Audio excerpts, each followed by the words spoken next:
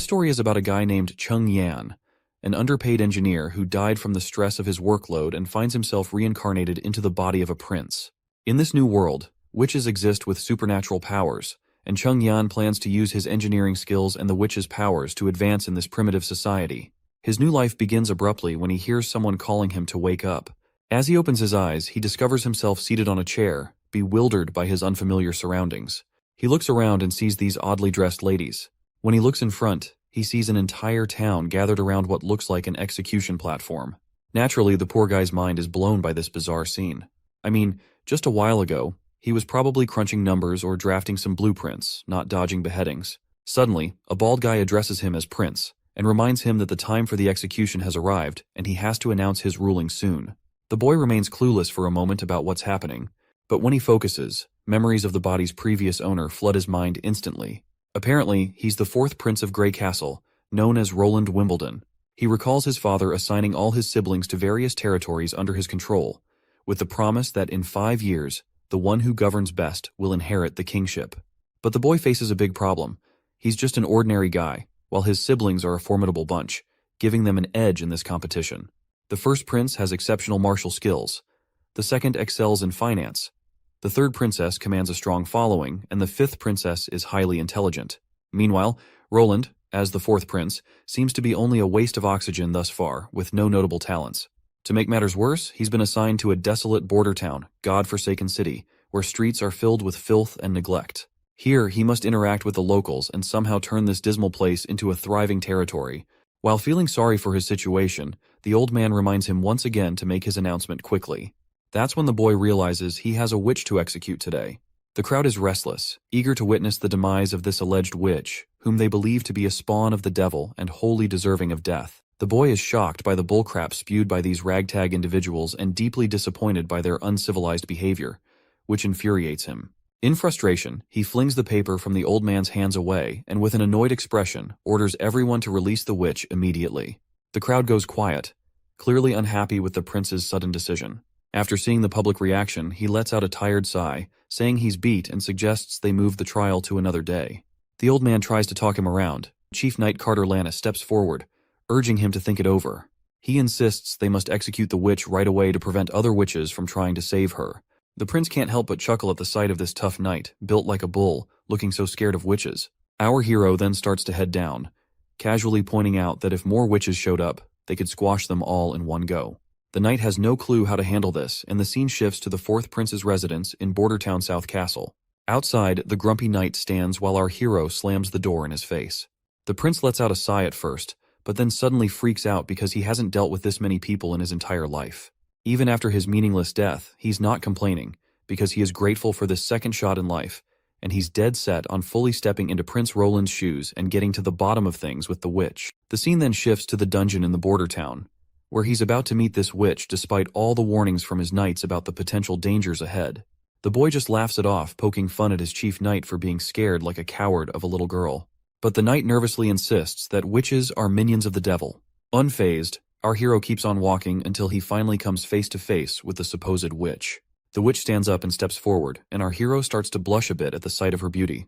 But his noisy knight immediately butts in, telling the prince to back off from the witch. Our hero just casually puts a reassuring hand on the knight's shoulder and steps forward again, asking the girl her name. Once again, the annoying loudmouth interrupts before they can even exchange pleasantries. Finally fed up with the knight's constant yammering, our hero gives the shiny armored guy a gentle bonk on the head out of frustration and tells him to stay the heck away while he's talking. Turning back to the girl, our hero asks if she's cool with sharing her name. She decides to spill the beans. Turns out her old man was working in the mines when a cave-in trapped him. Some greedy miner tried to loot his stuff in the chaos. She rallied the neighbors to help free her dad, but her uncle had to throw down with that Baldy McShine. Just as he was about to finish her uncle off, she intervened. She extended her hand and unintentionally did something she never wanted to do. The man burned to crisp, leaving nothing but ashes. This was the day her neighbors labeled her the evil witch, even though she begged them not to spill her secret about witchcraft. And the worst part of this sob story is that her own dad ratted her out. Then this same old consultant guy shows up and suggests our hero just roast the lady before she pulls anything sketchy. But my guy tells him to chill because he's curious to see this witchcraft in action. The lady's baffled that someone actually wants her to unleash her powers, but our hero's all cool about it, pushing her to just go for it. She reminds him that her powers are blocked by this locket around her neck, and asks if he's really up for her taking it off, warning him she might cause chaos. But then he grabs the locket chain, breaks it, and tosses the locket away like it's nothing. "Show us your damn powers already," he tells her. And so, the fire starts to crackle around her, and this macabre dance of flames just leaves our hero's eyes wide open, and the entire prison cell lights up with the light. The prince freaks out while the woman casually strolls out after melting the prison bars. The knight bolts in the opposite direction, but our guy is just blown away by her fiery powers. Finally, he gets why his consultant said fire can't touch her, because she's basically fire herself. Once the flames die down, the former engineer in him sparks with a genius idea. He's not about to waste such epic magic without using it to revolutionize things. When she asks him to end her life because she's shown him what he wanted to see, he surprises her. He throws his coat over her burnt clothes and tells her she's hired. Prince Ronald, drawing on his past life knowledge, declares that she's essentially a perpetual motion machine, able to generate firepower seemingly out of nothing. However, not everyone shares the prince's visionary thinking. The consultant is utterly annoyed by Ronald's decision. He shouts, reminding him of the witch's ability to obliterate anyone with a mere gesture. Moreover, he warns that hiring her could attract the attention of the Witch Cooperation Association, potentially leading to their destruction. But Ronald dismisses the old man's concerns, instructing him to prepare a work contract. He then starts walking away, casually mentioning that he intends to establish a working relationship with the witch, Anna, and further orders the consultant to arrange accommodation for her as well. Back at the administrative office in Bordertown Castle, the old man reports he's taken care of everything as instructed, but he's not sure about sparing the witch's life. The prince cuts him off, saying not to question his decisions. To him, witches aren't some monsters, but the old man's still not convinced. That is when our hero lays it out straight, reminding him that Bordertown is a total mess, and he doesn't have his brother's riches or his siblings' smarts. So winning here is a long shot, and he's got to try something out of the box to claim the victory. The old man's impressed by the prince's determination and agrees to arrange a meeting with Miss Anna.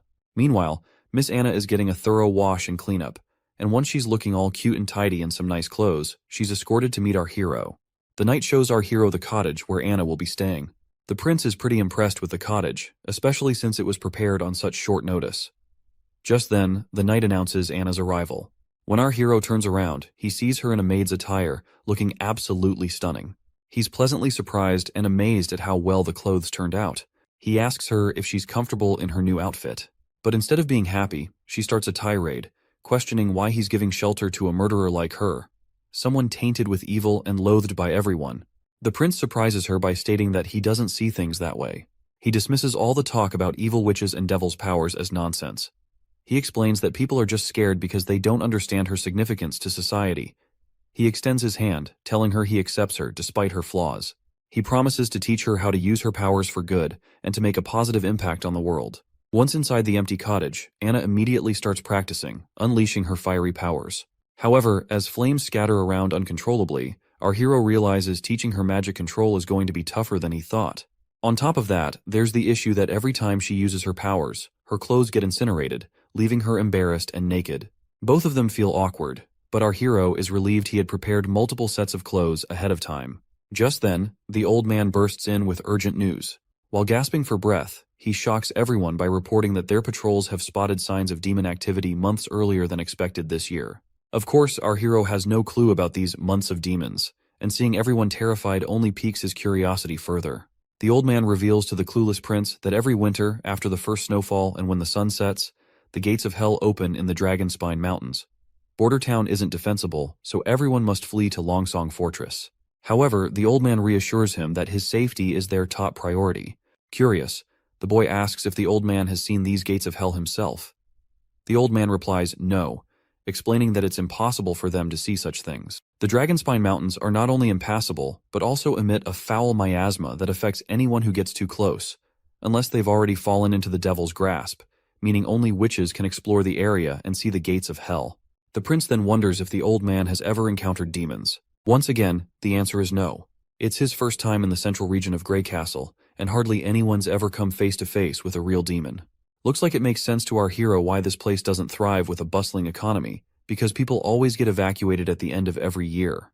The boy then raises a valid point, which is that if Longsong Fortress can fend off the demons, it means they're not invincible. So keeping that in mind, he is itching to throw down with these demons by himself. The old man is terrified by this plan and explains that Longsong Fortress has massive walls and Duke Rayon's elite troops stationed there.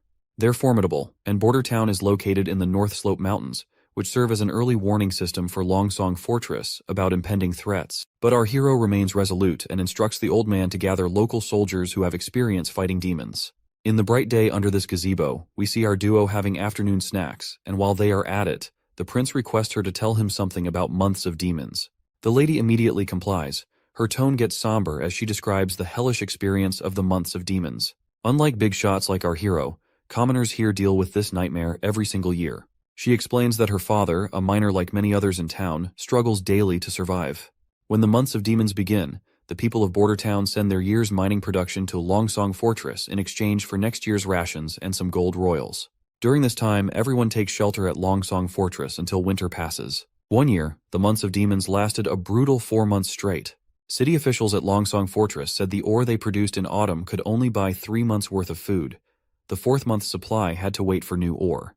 But the months of demons lasted another extra month, which trapped the people inside the fortress. And to top it off, the grub from Longsong was divided between people equally, leading to the strong bullying the weak.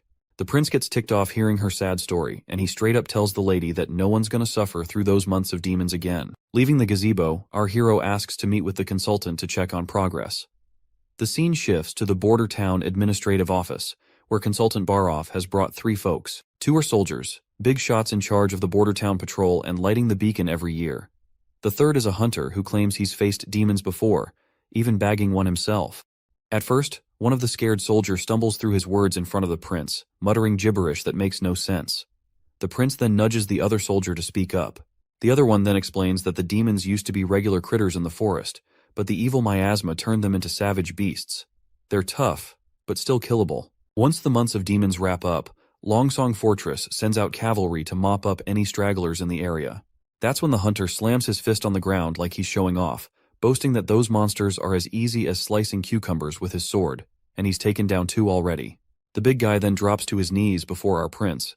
The consultant introduces the hunter as Iron Axe, saying there's gossip he's so tall because of his giant monster blood in his veins from the Mojin clan. Our hero asks him straight up if his stories are true. Iron Axe nods confidently, saying he's already killed a demonic boar and a wolf type. Iron Axe explains how hunters categorize demons. As the guard mentioned, these critters started out as regular animals but went berserk after they got a taste of hell miasma, and which is why they're such a pain. The wolf type is sneaky and lightning fast, and the wild boar has a tough back which is so thick that even crossbows struggle to pierce it. The prince quickly realizes that these demons are essentially animals, but with enhanced traits. The hunter agrees, saying they don't pose much of a threat. However, he gets serious when discussing hybrid types, calling them the true spawn of the devil. He explains that these monsters are horrifying creations that only hell could concoct. Describing one hybrid, the hunter mentions it had the body and legs of a rugged beast, but also sported huge wings for short-distance flight. What's more, its senses were keen, always pinpointing its prey no matter how well hidden. The hunter barely survived by diving into the Redwater River before losing consciousness. It seems our hero can handle the regular monsters with big walls, but he's stumped on how to deal with those that can fly. He then asks his knight if those hybrid demon types are supposed to be rare, and the knight nods firmly, saying during any months of demons, you'll usually get 2 or 3 of those bad boys popping up. It's enough to give Longsong Fortress a serious headache. The boy finally connects the dots. With a bang on the table, he announces he's staying put in Border Town for the winter. Everyone's jaws drop at his decision, and the knight scrambles to convince him they're outnumbered by monsters. Our hero fires back, suggesting they build a wall from the foot of North Slope Mountain to the Redwater River. But the knight ain't buying it, and waves it off as a pipe dream, saying it'd take them a lifetime to build such a wall. My guy leans back, telling the knight to chill. He promises if he can't get the wall up fast, he'll retreat like everyone else, because he is not about to throw his life away in this place either. The riled-up knight finally calms down, pleading his loyalty to save our hero at any costs. At the bustling Grey Castle port of Clearwater, we catch a glimpse of the 3rd princess. She remarks on the chilly ocean breeze signaling winter's approach, then turns to her knight, Rayon, asking about the return of their black sail fleet. He assures her they should be back at port in 3 days if all goes well. The princess notes this is their last expedition of the year and hopes it brings some nice surprises. Back in the palace, the knight wonders how she was already geared up for the throne competition her father sprung on them. She admits she didn't see it coming, but she figures it's all about paving the way for the king's favorite son to take the throne. Still, She laughs it off, saying being good at running things doesn't automatically mean the second son will win. She tells her knight to dig deeper and understand why she's sending out the Black Sail Fleet on this big expedition. After mulling it over, the knight realizes her fleet isn't just about making money, it's about gaining serious influence and power. Since launching the Black Sail Plan, she's rounded up skilled sailors, tough fighters, and key allies to back her play. This is Garcia Wimbledon, the third princess of Grey Castle. She is using smarts and strategy to secure her shot at the throne. The princess then asks about how their plot to off the fourth prince went down. The knight sighs and says there's been no word from the border, meaning their poison plan probably flopped and the spies they sent to do the job are missing in action. She figures her little bro must have wasted no time offing those spies once they got caught.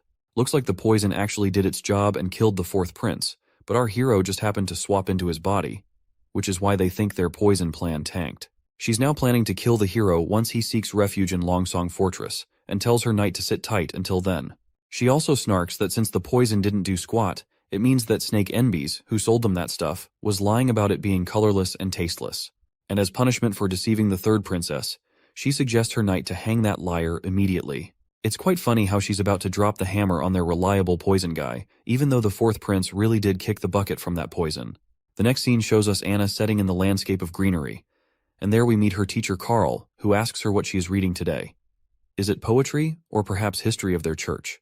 The girl greets her teacher, and before she can say anything, her innocent image shatters before his eyes. He is left staring with wide eyes, and the next scene takes him to a rowdy crowd accusing his disciple of being a witch and the reincarnation of the devil. Seeing her hanging there, he slaps his hands over his face, jolting awake in his office. Once he's finally awake, he breathes heavily, haunted by the vision of Anna's hanging. He believes that if even a pure-hearted girl like Anna could be called evil, then those greedy administrative officials of Grey Castle must be true demons, born from the depths of hell. He angrily expresses that if they hadn't switched to lower-quality stones just to save a few hundred gold, the theater would never have collapsed, and those innocent victims would still be alive. In his eyes, those corrupt individuals are the ones who truly deserve to be hanged for their heinous acts and corruption. Sadly, this country didn't administer proper punishment to them. Instead, the blame fell unfairly on innocent stonemasons, resulting in harsh taxes, rampant inequality, little rule of law, and even labeling a curious and innocent girl as a demon and sending her cruelly to the gallows. He appeals to God for help in punishing these deserving evil people. Suddenly, there's a knock on the door, and when he opens it, he finds one of his young students, Nana, looking really worried and anxious. The little girl timidly asks if she's going to end up like Anna, hanged. The man quickly reassures her with a pat on the head, promising to protect her no matter what. He strolls through town, thoughts swirling about how the powerful have mistreated the innocent while he stood by. Determined to act this time, he vows not to let another girl suffer like Anna did. His attention is then drawn to a commotion at the town square. People are gathered around the quest board, where they're reading a notice posted by the fourth prince. It calls for workers for construction jobs in the border areas, gravel workers, stonemasons, and more. The notice details everything the applicants need to know. The teacher's eyes widen in shock as he sees the notice signed and stamped with our hero's name. That's when he remembers our hero, the fourth prince. He's heard rumors about the prince having all sorts of unique ideas and a personality that's totally different from everyone else. The prince also doesn't seem to be a big fan of the church, which gives the teacher a bit of hope. But right now, he's worried that supporting Anna, who is a witch, might get him labeled as a witch sympathizer and land him on the gallows as well. He's banking on the idea that if the prince hates the church enough, maybe he also hates their strict laws. That's the only way he sees to protect other girls from facing the church's severe punishments for being witches. We're back with our hero again, and his knight is questioning him about the dimensions of the wall he plans to build. Our hero says it'll be 15 feet tall and 6 feet wide, enough for 4 people to stand side by side on top. The knight then mentions they'll need to dig a trench as deep as a person is tall to stabilize such a massive structure. With the wall being 15 feet tall and 6 feet wide at the top, the base width will need to be doubled for stability. Even with 350 craftsmen working simultaneously on digging and building, they can only promise to finish before next year's months of demons. The prince curiously asks what the main challenge will be, which is taking such a long time. The knight explains that the real issue lies in laying the wall itself. They'll have to carefully select and polish each rock to ensure they fit together properly. Otherwise, the wall won't hold up well. The prince decides to move ahead with his knight's plan to dig the trench and build the wall at the same time. When it comes to laying the wall, he reassures his knight and reveals about Grey Castle's alchemy workshop producing a new thing called cement, which is bound to impress everyone. Naturally, the knight is all ears, because he has never heard of something known as cement in his entire life. In the next scene, we're outside the cement kiln room at Border Town, where we see both of them standing outside of the cottage. The prince explains to us that making cement is pretty straightforward because the raw materials are plentiful here. But the real trick lies in getting the calcination temperature just right. Sadly, he can't recall the exact temperature needed, and there's no way to measure it precisely in this world. Suddenly, the cottage door swings open, revealing Anna. Before the prince steps inside, our hero tells his knight to hang back. It's clear that the prince is using Anna's witch powers to create his cement, and she seems perfectly suited for the task. Before she heads out fully naked, our hero hands over his coat to her once more, and once she is out of the cottage, she eagerly expresses that she has done as her prince had asked of her. Inside, we find a heap of cement on the floor. The boy quickly checks the product to see if their experiment paid off, and decides to give it a try before producing at mass scale. Curiously, Anna asks where he plans to use the cement. The boy explains it can be used for building homes, bridges, roads, and more. He highlights how it will protect them from natural disasters like rain, heat, or snow that could otherwise damage their homes. He gives all the credit for the success of making the cement to Anna, recognizing her crucial role. Outside the cottage, they finally glue a few square boulders together with the cement, and both the knight and the girl are pleasantly surprised by the result. The knight can't help but marvel at this amazing discovery, while our hero inspects closely and is equally surprised that it feels much sturdier than what you would get from compacting ordinary dirt and mud together. The knight even tries to pry the boulders apart, but despite exerting all his force, he can't seem to budge them, let alone unstick them. The prince reminds his knight that he's been underestimating things because this stuff is better made than he originally thought. The knight is also amazed by this fascinating invention of sticky stuff that turns into solid rock in no time. He's pretty confident that with this, they could easily cover the entire border in 5 years. But our guy dismisses the need for such a grand project, saying even the tallest walls can't keep out enemies from within. Their first enemy is the fight against natural disasters to ensure their people don't end up homeless. He's determined to prove to the world that witches are humanity's most productive asset. From the next day in the cottage, the prince got down to mass-producing cement with the help of the workers who responded to the recruitment notice. They hustled to gather essential ingredients and supplies, giving Anna some well-deserved rest. Meanwhile, the prince kicked off the excavation for the city wall's foundation between the North Slope Mountain and the Redwater River. However, things didn't go as smoothly as expected. The knight was impressed that the prince personally visited the construction site and gave the workers a pep talk at the North Slope. He noted their dedication, but the prince grinned sheepishly, admitting that despite their efforts, all they managed to dig was a rough trench at the North Slope, a makeshift drainage ditch rather than the sturdy foundation needed for a city wall. Even though our hero used to geek out over mechanical blueprints, paired with his civil engineer buddy, they made quite the geeky duo. But now, tackling these civil project details is way beyond his expertise, and he's itching for a pro in the field to brainstorm ideas with. Interrupting his moment of contemplation, the consultant points out that a stonemason has responded to their recruitment notice, claiming to have been a member of the Grey Castle Mason Guild. The prince immediately recognizes the guild as a prominent organization in the country, though he's heard they were disbanded due to a construction accident. He then shrugs it off, pointing out that risks are always present in this line of work. He is eager to secure highly talented individuals, and instructs his consultant to bring the stonemason to see him. The next scene takes us to Roland's administrative office in Bordertown. Our hero lounges at his desk, idly passing the time, while Anna sits nearby, absorbed in a book. Finally, the knight arrives with the person our hero has been eager to meet. To our surprise, it's none other than the teacher who had been fretting about his little witches. Before the teacher can start extolling the prince, our hero cuts in, waving off the formalities and telling him to relax. When the teacher's gaze falls upon Anna, he looks completely bewildered, his mind clearly spinning. Meanwhile, both our hero and the knight are totally dumbfounded to see this unexpected meet and greet. Sensing potential trouble, the prince quickly directs the knight to block the door. The knight immediately follows the command, positioning himself at the entrance, ready to not let this threatening man go away. Our hero finds it hard to believe that a random craftsman could end up being a neighbor of Anna. But then, the teacher suddenly falls to his knees, pleading for forgiveness from Anna for not helping her in the times she needed him the most. That is when it becomes clear to the prince that this man poses no threat to her after all. Anna also recognizes her teacher immediately. The prince then instructs the man to stand and demands an explanation about his relationship with Anna. The man immediately pulls himself together and quickly apologizes for causing a scene. He then introduces himself as Carl Van Bate, a former member of the Mason Guild turned teacher in the border town. He reveals that Anna was once his student. Carl further points out that he doesn't really understand why our hero would spare Anna's life. Perhaps he wants her as his lover, but he isn't complaining since being beheaded is still better than being a prince's side chick. Carl is further relieved to see that our hero doesn't believe in witches being incarnations of the devil. After explaining everything thoroughly to the prince, The man further mentions that there's another talented girl like Anna, whom he would like our hero to also keep hidden here in the palace. The prince gladly gives this teacher the green light to bring her here, promising no harm will come to her if she truly is a witch. However, he can't simply take her away from her family, especially since they aren't directly threatening her at the moment. Our guy bursts into happiness inwardly, looking forward to meeting this next witch and discovering her formidable abilities, though outwardly he remains composed and calm. The prince clarifies that he didn't save the girl out of kindness, but because he needs her help. He doesn't believe in those nonsensical tales that portray witch powers as evil.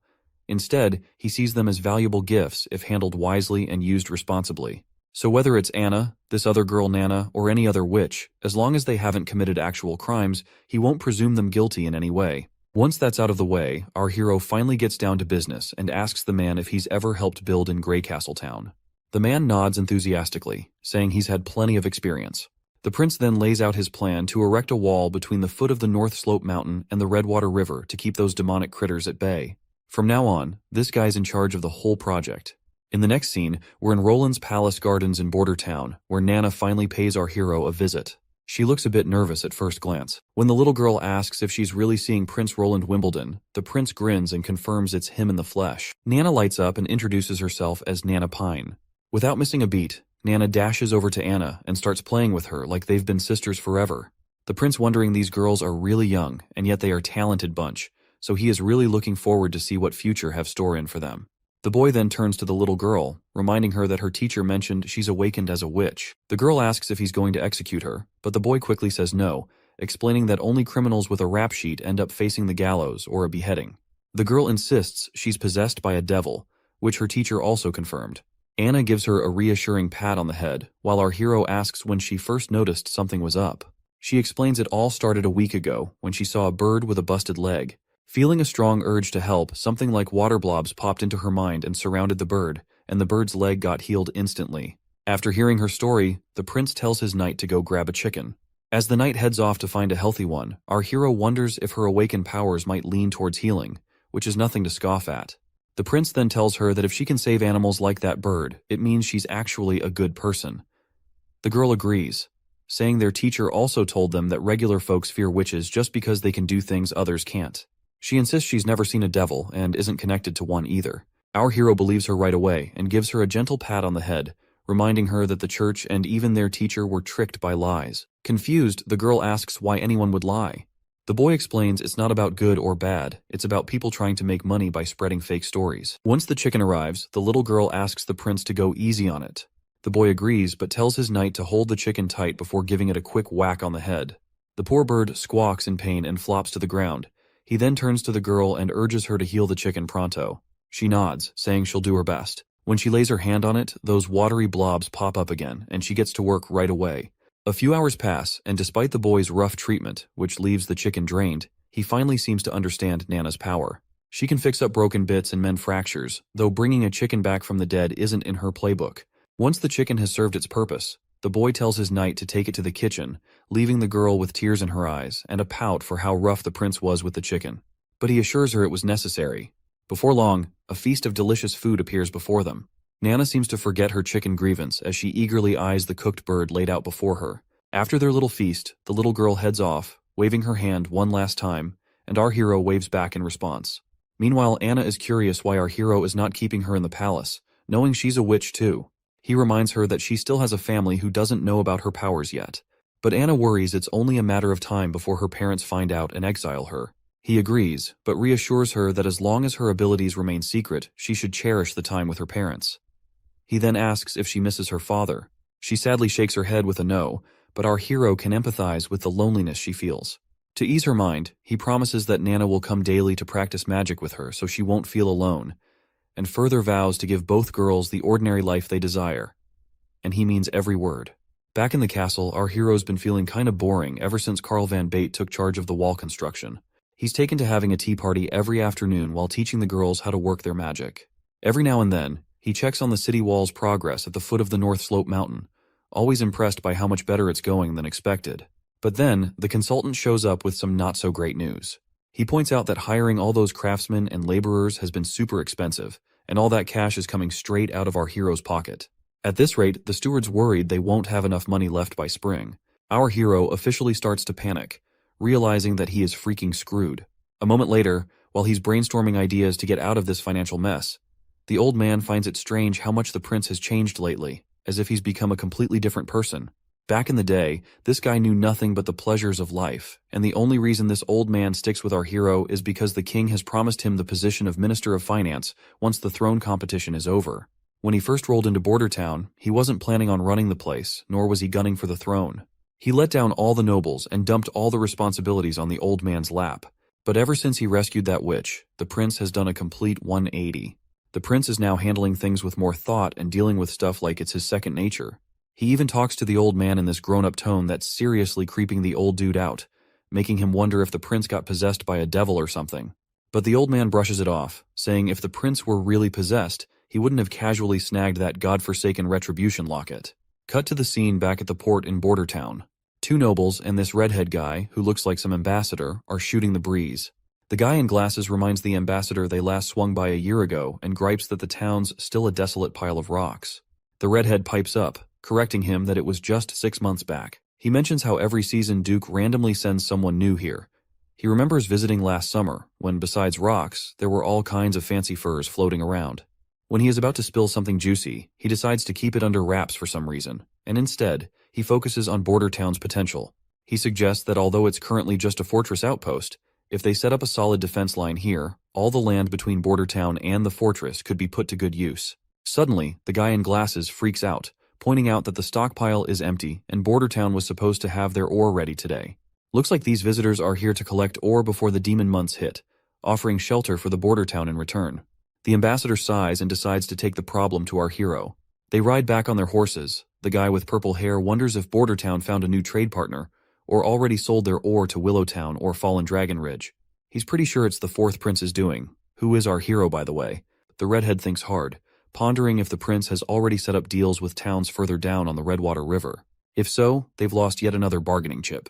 He worries that if they try the same monopoly play as before, they're not likely to succeed since the fourth prince already has other trade partners to take their ore to sell. Once they get to the castle, they're greeted with this incredible feast. The ambassador, not sure how to handle chopsticks, glances over at our hero and awkwardly tries to eat the same way, struggling to even pick up his food. As his food flies off the chopsticks, the ambassador feels embarrassed, while the prince casually mentions that these sticks are easier and cheaper to make compared to forks, and once he introduces them to his town people, no one will have to worry about getting sick from eating with their bare hands. As the sun starts to dip, casting a golden glow over the castle, the prince is about to enjoy desserts after their impromptu dinner. Finally, the ambassador brings up the reason for their visit, pointing out that they came to collect ore as usual, only to find none at the dockyard this time.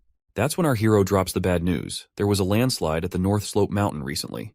They've been trying to clear the rubble and resume production this month, but it looks like the mine won't reopen until sometime next year. The ambassador then asks about the production from previous months.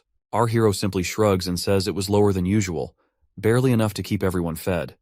He adds that even if they manage to scrape together enough ore, it won't buy more than 2 months' worth of wheat. So, he suggests they totally revamp their deal. The ambassador looks worried and tries to reel our hero back in, apologizing for past screw-ups. He proposes that the 6 noble families of the fortress pool together to lend enough food for 1 month, promising they'll pay it back next year. But our hero isn't having it. He flat out says if they sell the ore to Willowtown, they won't owe anyone a thing. And here's the twist. The Willowtown is offering gold dragon coins in exchange for their ore. Plus, they're ready to trade wheat, cheese, bread, and honey, all at fair prices. Anything you can buy with gold dragons, they're happy to sell. Compared to dealing with Longsong Fortress, this new setup makes way more sense for the border town. Our hero asks the ambassador another question, pointing out if he even has enough influence to make that decision on behalf of the other families willing to lend 1 month's worth of food. Our hero quickly catches on that the ambassador is a member of the honeysuckle family, with this emblem being a dead giveaway. The prince acknowledges that the ambassador might be from one of the 6 families, but questions whether he can really convince Duke Ryan and the others to agree, or if he can guarantee it. Looks like our hero is hitting the nail on the head as the ambassador's face turns sour like a lemon. The scene flashes back to when the ambassador tried to reason with his father, arguing that the new ruler of Border Town, the 4th prince, definitely wouldn't agree to exchange his minerals and gemstones for some food and bread. He suggested buying from them at 30% under the market price, as they could still make substantial profits. But this bald machismo of a father confidently brushed off the concern, saying the sloth-like 4th prince would never handle Border Town's trade affairs. He believed they could continue swindling Border Town's resources for mere bread and shelter. In the present moment, the redhead ambassador, after thinking it through, realizes our hero has a point. He couldn't even convince his own father, but still wants to try his best. So, the redhead takes the plunge and offers to buy the ore and gemstones from Border Town at 30% below market price. The ambassador is confident his offer must be higher than what Willowtown is proposing. He emphasizes that Willowtown is far away, making it difficult to seek shelter during the demon months, which is why Longsong Fortress is the best option for shelter. The ambassador starts to mention the bad roads leading to Willowtown, but stops himself mid-sentence. Curious, our hero urges him to finish his thought. The redhead points out the dangers that could easily spring up along that road. The ambassador realizes he may have inadvertently issued a threat to a prince and starts panicking internally. Our hero just chuckles, dispelling the redhead's confusion, and explains that he never intended to seek refuge in Willowtown in the first place. That bombshell catches the redhead off guard, and he really throws the ambassador for a loop by making it crystal clear he's not going anywhere, not to Longsong Fortress or anywhere else. The prince goes on to explain that Border Town isn't just going to be some outpost anymore, it's going to be a full-fledged part of Grey Castle Kingdom. He's pumped to show off the brand new city walls stretching all the way from the North Slope Mountains to the Redwater River. The redhead's jaw practically hits the floor, and he double-checks with our hero if he heard right. The boy nods firmly, stressing they're putting up this wall right here in Border Town to keep those demons at bay. The redhead's mind flashes back to some fancy banquet where nobles were roasting our prince for starting construction projects just as the demon months were rolling in. Everyone had a good laugh at what they thought was our hero's cluelessness.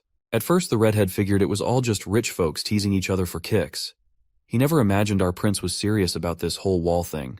What's really mind-boggling is how our prince, known for chasing pleasure and not much else, is suddenly taking charge of something so massive.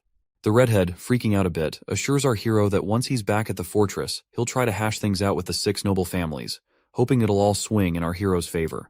Now it's smack dab in the middle of the night, and our hero's feeling bummed that nightlife in this backwoods world is non-existent. People here hit the bed early unless they're up for clapping some cheeks. Even though he could easily bring someone over to liven up his night, he's got morals and won't stoop to anything sketchy. Out of the blue, someone sneaks up on our hero from behind. He spins around to find a woman in a robe singing his praises for handling the ambassador with brains, hinting the prince isn't all about the party life after all. Turns out she's an assassin, but our hero doesn't waste a second before trying to dash out of the room.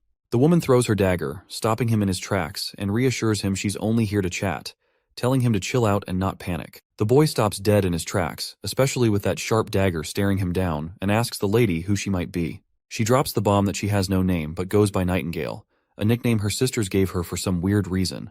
She's surprisingly grateful for our hero's recent care towards witches. When the prince takes a closer look, he notices an emblem similar to the one the old man showed him, which belonged to the Witch Association. The lady gives him props again for his sharp mind, while our hero presses on, asking if she's here for Anna. He admits he has no clue how she knows about Anna, but still reassures the women that she is still alive. The lady nods, saying she already knows that much, and points out that even if she was killed, the Witch Association wouldn't appreciate meddling in politics by killing a prince just because a witch was killed. But she's quick to warn him not to underestimate them. The boy reassures her once again that Anna's doing well. The woman casually replies she already knows, and she's also aware of the other girl named Nana. Then she gives him the creeps by casually dropping that she's been spying on him for the past 2 weeks, keeping tabs on his every move, which really gets under our hero's skin. Because let's face it, this idiot did not have a single clue if he is being spied on. She gestures for our hero to come closer, assuring him she has no intention of harming him. Reluctantly, the boy sits before her, sensing no ill intentions. But then the woman gets uncomfortably close. Noting he's different because he shows no fear towards her or any other witches, she inches even closer. The prince steps back, half-jokingly telling her to keep it PG, not wanting YouTube to slap age restrictions on the video. The lady finally withdraws her hand and gets straight to the point that she's here to take Anna and Nana. The boy immediately refuses without hesitation, insisting they're happy here and safe under his watch. But the lady argues they'd be safer with the Witch Association, where they will be treated like family by every member. But the boy keeps pressing on, noting that the Witch Association doesn't even have a fixed place to call home. He mentions how his soldiers stumbled upon one of their camps hidden in a forest about a month ago, and the tracks led north. However, in that direction, there are only endless mountains. The lady defends their choice, saying they're based in desolate mountains to stay safe from outsiders and dangers. But the boy isn't convinced, bringing up the lack of basic necessities there that would make life difficult for the girls. He also remembers what the old man told him about the association's goal, which is to gather all witches and find the holy mountains, where witches can truly be safe. He asks if the lady has the same goal in mind. Cryptically, the lady responds that she can't give him an answer. This annoys the boy further, as he insists he won't let the girls live in such barren lands where only demons could thrive. That's when a light bulb goes off in his head, catching the lady totally off guard with what he says next. He invites the entire witch association to come to Border Town for the winter, looking all pleased with himself as he tries to convince her it won't be much trouble to wait until winter passes. The lady reminds him that while the prince may not fear witches, the townsfolk will likely freak out. Plus, the church will pounce the moment they catch wind that witches are staying in Border Town.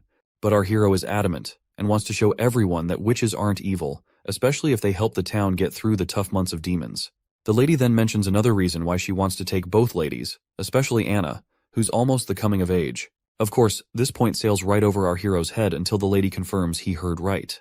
She explains that most witches awaken around the time of the months of demons, or when the gates of hell supposedly open. Basically, coming of age is a witch's final stage, and a woman who hasn't awakened her powers by 18 won't ever become a witch. Once a witch comes of age, during the months of demons, demons take over their minds, causing unbearable agony. It feels like something's trying to burst out of their bodies, straining every vein and tendon to the limit. If they survive, they'll recover after 4 or 5 days, but for those who don't, it's a brutal death. That's why witches are seen as the devil's spawn, and their horrific deaths, mixed with church propaganda, make people think they're possessed by demons. The boy then asks what happens once they hit adulthood, to which the lady explains that their powers will stabilize and often get even stronger, with some even picking up new abilities. Our hero questions how valid this all is. Old records claim that witches find eternal peace on the holy mountain and are spared from demons consuming their minds. The lady admits there's nothing concrete about the holy mountain, it's only mentioned in texts. Taking her to headquarters might slightly increase her chances of survival. If witches could live freely without being hunted, the demonic attacks would be way less severe. The boy realizes that Anna and Nana are key players in his big plan, but he's worried about putting them in danger if he goes ahead with it. He quickly agrees to let the lady take Anna if she's up for it. As for Nana, he decides to wait until tomorrow to talk to her about it. The witch is delighted to hear our hero's wise decision, but when he summons Anna and asks her about it, she immediately declines, saying she's not going anywhere. This shocks both adults, and the woman tries to reason with her, explaining that she can sense the demonic energy building within her as she nears maturity. She reminds Anna about the whole puberty talk she had with our hero earlier. Anna then reminds our hero how he promised her an ordinary life, but she couldn't care less about anything because all she wants is to stay by the prince's side. She's confident that the demonic energy won't stand a chance against her, and she's determined to survive the months of demons and conquer her puberty. The woman sighs and decides to give up on convincing Anna, but she makes it clear she'll stick around to watch over her until she experiences her maturity. She thinks Anna is just a naive kid who doesn't understand the dangers. Of course, our hero doesn't like the idea of her keeping a watchful eye on him for the rest of the winter. Anyway, before the woman disappears, she comes face to face with Anna and talks about the hardships she's seen and the friends she's lost, vowing not to let Anna suffer the same fate. With those final words, she bids farewell to our girl and vanishes into thin air without a trace. Seeing her abilities totally blows our hero's mind. He's amazed by her assassination skills. Once they're alone, the boy gives Anna a reassuring pat on the head and tells her to hit the hay as it's already pretty late for her. The next day rolls around and our hero greets the citizens of the town with a cheery, "Good morning." He gathers everyone for an important announcement. He explains that almost 4 days ago, the ambassador from Longsong Fortress visited him to collect the already mined ore. However, everyone should remember that a month ago, the northern mining quarry collapsed, and production hasn't resumed since then. The community immediately panics because the last output was only half of the average, and they had to endure starvation and a lot of crap from Longsong. He then exposes the Longsong Fortress hideous act, saying he tried to get a loan and supplies from the ambassador, but the guy shut him down hard, just like 2 years back. People freak out again, fearing starvation once again. He reminds them of the time when food was so scarce that many lost family, siblings, kids, and more. He asks them how long they want this cycle of loss to continue. The crowd starts begging him to save them, and he nods positively, swearing he won't let his people fall into that pit again. After a dramatic cough, he drops the bomb, which is that 2 months' worth of mining would have bought them enough food for almost a year, but those Longsong jerks never played fair. The whole crowd starts to see that Longsong Fortress for taking advantage like that. So, our hero explains that he traded his stones for a bunch of food from Willowtown, enough to keep everyone fed through the winter. Just as folks start celebrating and feeling relieved, he puts a pause on the party vibes. He reminds them that cutting ties with Longsong means they're committing to sticking it out in Border Town for the winter. That news sets off another round of worry, but the boy quickly shifts gears, reminding everyone about the wall they're building. He boosts their spirits by saying demons aren't any tougher than the beasts in the forest and won't be able to scale their wall no matter how hard they try. Then he gives them a choice: either seek refuge to starve in Longsong Fortress or stand with him to protect their families. He asks if anyone's up for joining him on the wall to fend off monsters, promising good silver coin rewards for those who help out. And if the worst happens and someone doesn't make it, he pledges 5 golden coins to their family. The whole crowd gets fired up by his speech, and suddenly everyone's geared up to face whatever comes their way with determination and grit. The atmosphere in Longsong Fortress is lively with laughter echoing through the entire castle. People seem to be having a good time poking fun at our hero's decision to stay put in Border Town and build a wall. One guy, sporting a solid mustache, jokes that our hero would probably stack some rough rocks together, throw in some dirt and mud, and call it a day. He is sure that eventually our hero will come running back to Longsong, and they can further exploit him when he's desperate. However, the leader of this committee doesn't seem to dismiss our hero as lightly as the others. He asks for the ambassador's take on the matter. The redhead, bewildered at first, mentions that their original plan was to maintain their monopoly as usual, and as long as they purchase ores from our hero at 3 times lower than the market price, it's a good deal for them. But our hero has other plans. He's not just looking to sell the ores to only Longsong Fortresses. He's willing to cut the price of ores by half, aims to stimulate higher demand and thereby increase overall production capacity and revenue for Border Town. This approach is a strategic move to foster economic growth and sustainability in the region, and because of that price cut in ores, the Longsong Fortress will be able to earn much more than they earned in the past. Additionally, he intends to manufacture iron tools, which he believes will fly off the shelves no matter where they were sold, making an additional stream of income. However, those aren't the only things to think about. If our hero can hold off the demons at Border Town, it's good news for Longsong too. They won't have to keep dealing with those pesky beasts every year. Plus, the throne squabble is only 5 years long, so if Border Town flourishes afterward, Longsong could end up with the kingdom's 3rd biggest slice of land. The red-headed guy suggests that Longsong should pitch in to help our prince build the wall and defend Border Town. He figures it'll pay off in the end. The old man agrees with the redhead's practical sense but calls it typical merchant thinking. To this white-haired fellow, it's not about whether Border Town succeeds or fails. He just doesn't want to share his turf with anyone, prince or not. The next day, Chief Knight's face was priceless when he laid eyes on the contraption our prince had been tinkering with. True to form, he showered all the credit on Anna, who'd helped with welding the metal parts. The prince couldn't contain his excitement over his latest creation, which is a steam engine. He hugged his beautiful invention tightly, seeing it as the first step towards ushering humanity into an industrial revolution fueled by a new energy source. 5 minutes later, the knight still looked baffled, trying to wrap his head around how the machine worked. When Anna fired up the furnace below, the cogs and gears started turning, and soon enough, the wheel began spinning faster and faster. Watching the mechanical parts move left, the knight completely awestruck. It was his first glimpse of the natural power the prince had been talking about, which is a force equal to the strength of 10 knights combined, and this innovation promised to save a ton of manual and animal labor. Training a knight took 15 years, but building a contraption like this stove only took 3 days. The knight found it fascinating that it didn't need feeding, didn't care about weather, and was impervious to arrows or blades. Seeing this, he started to wonder if traditional knights were even necessary in a world with such machines. The boy was totally stoked to see his farming game jump forward by a few hundred years. Later that night, our hero swung open his bedroom door and found the assassin lady once again, deep into studying the blueprints he'd made. He gave her a bit of a hard time for spying on him and just waltzing into his room unannounced. But the lady just chuckles, pointing out how the 4th prince was rumored to be a total flop with a lousy personality, yet his inventions were master class. She wondered if those blueprints were for the stove he'd cooked up recently, but the boy was feeling kinda down and out, watching her toy with his secret plans he had kept locked up tight in his office. Seeing her impressed, he attributes all of the credit to Anna once again, and explains that the machine could be used for anything needing a lot of muscle, like getting stuff around or making stuff. The lady smiles upon hearing this, and lets our boy know that she'll be keeping these blueprints, since there are many witches in the association who can make good use of firepower. As she tucks them into her robe, the idiot's eyes accidentally drift over her cleavage, and he stumbles over his words in embarrassment, telling her he didn't give permission for that. She just smirks and says she already has something as payment, tossing a document at him she pulled from her chest. The boy eagerly grabbed it and tore it open, only to find it addressed to his servant Tyre. The letter sternly instructed Tyre not to repeat the same mistake and was ordered to eliminate the prince during the months of demons. The boy's mind races, recalling how Prince Roland used to exploit her whenever he could, and our hero feels deeply unsettled by these memories. The woman then tells him she snatched it from one of the pigeons, mentioning there wasn't any signature on the letter, but she thinks it might have been sent by one of his siblings. So she asks if he's cool with her digging deeper to find out who's behind these orders. He gives her the go-ahead, and she strikes a respectful pose, saying she'll be taking the blueprints as payment. The next day, he's still hung up on last night's letter when the knight shows up. The guy drops to his knees and spills that Tyre kicked the bucket last night.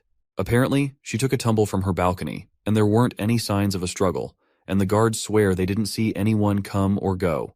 The boy's visibly bummed out and tells the knight to have the head servant handle the situation. Once the knight had left the room, our hero called the assassin lady back, and she showed up right on cue. She quickly spilled the beans that the servant had killed herself the moment she laid eyes on her. The boy couldn't hide his disappointment, muttering that he figured she'd know how to handle such things. The lady countered, saying she had tied Tyre with ropes up tight, but the wily servant had stashed poison in her fake tooth, and once she died out of poison, she threw the servant from the balcony to make it look like an accident. Even though her interrogation had hit a dead end, she whipped out another note from her cleavage and revealed that this is what she found out in her apartment. With a sly grin, she points out that the sender called Tyre Big Sister and mentioned a seaside view a lot. She hints that there's a chance the third princess from Clearwater Port might be the one pulling the strings. She suspects Princess Garcia Wimbledon might be holding Tyre's family hostage, using her as a pawn to eliminate our hero. Judging by how Tyre chose to end things, it seems she was trained for years before being assigned here. The boy feels deeply disappointed that his own siblings are so quick to eliminate each other for the crown. Suddenly, the woman leans in close to our hero's ear and whispers that she has to go because someone is coming their way. The boy blushes a bit, maybe catching a peek of her assets straining against her shirt, before she disappears into thin air. Just then, the old consul shows up with some good news. A bunch of folks have volunteered to take on the demons during the demon months. This puts a big grin on the prince's face, and he decides he needs to go see it all for himself. But before heading there, the old man genuinely asks if he really intends to have these regular folks go up against the demons. Once outside, our hero also feels bummed out and sees that the consultant's worries were legit. These people don't look like fighters. They seem more like street thugs. On the other hand, the knight is all gung-ho about how he picked these folks based on what our hero wanted. But looking at these poor souls with their frail bodies, it's clear this knight totally missed the mark.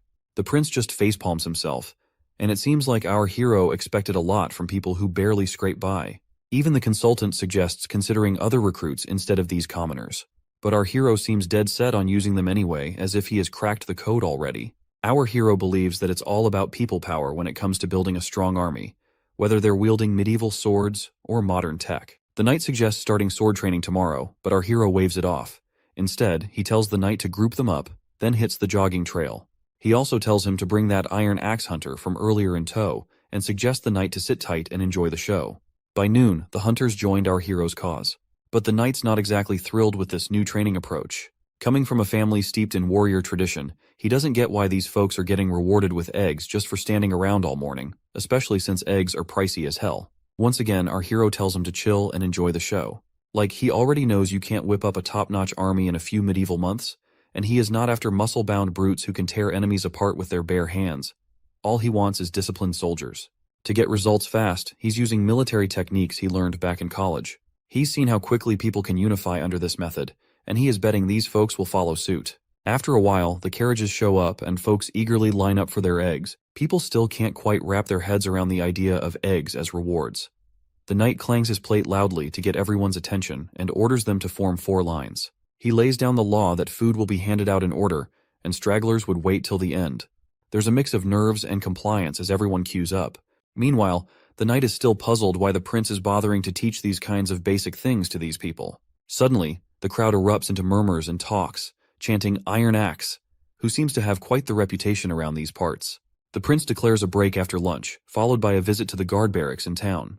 Iron Axe is appointed as their captain, tasked with teaching everyone how to set up tents. As soon as our hero finishes speaking, there's a buzz of gossip about the prince putting someone like Iron Axe in charge of their platoon. To calm everyone down, he reminds them that Iron Axe isn't local, just like the witches that do not belong to Grey Castle. Our hero stresses that in Border Town, everyone's treated equally, no matter where they're from. As long as they're not criminals, they're welcome here.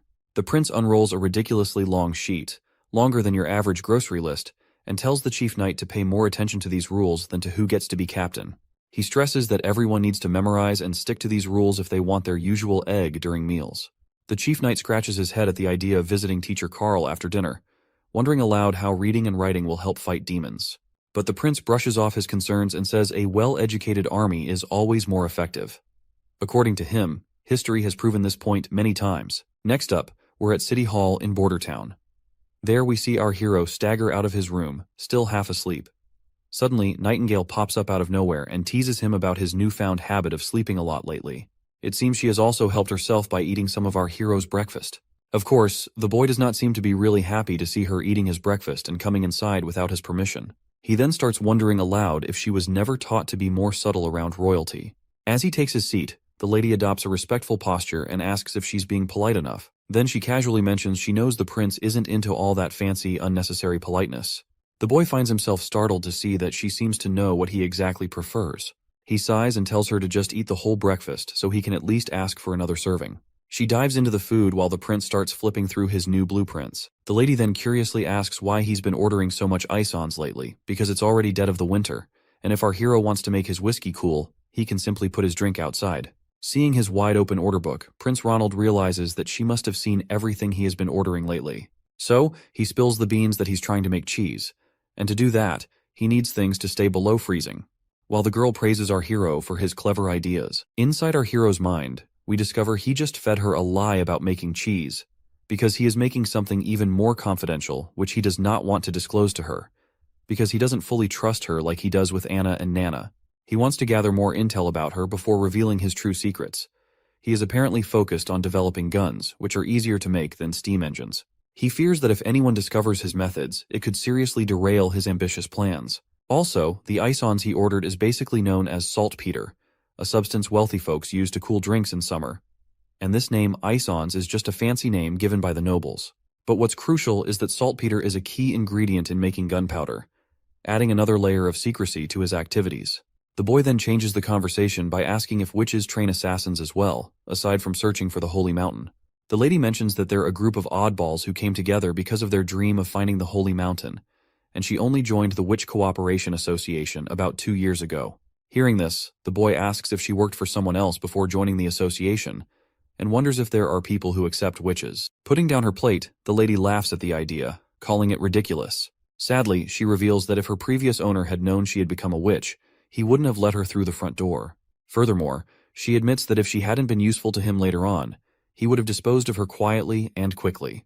The boy becomes more curious and demands further explanation about her past, but the lady decides to stay silent, promising a detailed account when the time is right. She also reassures him not to sweat it, mentioning she's been free for the last 5 years and has no plans to be anyone's pawn. The boy stays quiet, looking kinda down, and 5 days breeze by since that chat. Out in the courtyard, we see our hero has finally finished his first gun after tackling loads of production hiccups, and he is thrilled to keep this beauty all to himself. One big reason he's been working on steam engines was to churn out guns in bulk. So, he had to nail a prototype first before ramping up production. But at this rate, he worries he'll only crank out 4 of these bad boys by the month of demons. Meanwhile, the knight's scratching his head over how these supposed muskets will help in fighting demons. The boy just tells him to round up the village's top hunters and form a killer squad to wield these weapons. But the prince finds himself completely creeped out when the knight suggests using patrol guards instead of hunters. Well, looking back at those soldiers, it seems our hero's reluctance to entrust these guns to these puny frail patrol guards is indeed justifiable. In the dark tunnels beneath Roland Castle, a few soldiers are marching through the tunnels. Suddenly, one of them leaps into the air and attacks another soldier. The scar-faced soldier tells this thin mustache to surrender or face the same fate as his friend Greymut. As the thin mustache soldier recalls his fallen friend, he becomes even more riled up, vowing never to let these hooligans set foot in the castle. With a surge of strength, he flings the scar-faced man back, causing his sword to fly off. Thin Mustache then readies his own sword and thrusts it into the left shoulder of Scarface, declaring that, "This is for Greymut." As he bleeds, Scarface scoffs, amazed that an ordinary guard patrol like the Thin Mustache soldier could hurt him. The Thin Mustache gets annoyed upon hearing this, and makes it abundantly clear that while Scarface was wasting time gambling and sleeping in pubs, he and his friends were training every day to protect their hometown. He swears he won't let Longsong and his partners disrupt their village's peace. As the Thin Mustache leaps to finish off his opponent, another cocky guy joins the fray and stabs him right in the chest. The poor guy writhes in pain from the dagger wound and collapses to the ground. Meanwhile, the other intruders stand over him confidently. Surprisingly, the Thin Mustache manages to pull the dagger out of his chest, despite the agony, and in a swift move, he throws it toward a nearby torch. The dagger shatters the torch, extinguishing the flame and plunging the area into darkness. Up in the castle's food storage, the thin mustache hides himself in one of the bins. He's certain these infiltrators are here to attack the food supplies. If they succeed in spoiling all the food, the border town will have no choice but to evacuate to Longsong Fortress. The soldier starts feeling disappointed in himself for not being able to protect a vital food bank while their prince is busting his butt for this town's progress. All of a sudden, his face goes terrified as the door behind him swings open, revealing those rowdy soldiers once again. One of the intruders grabs the soldier by the collar and throws him to the ground, telling him to quit running and surrender to Duke Ryan's demands.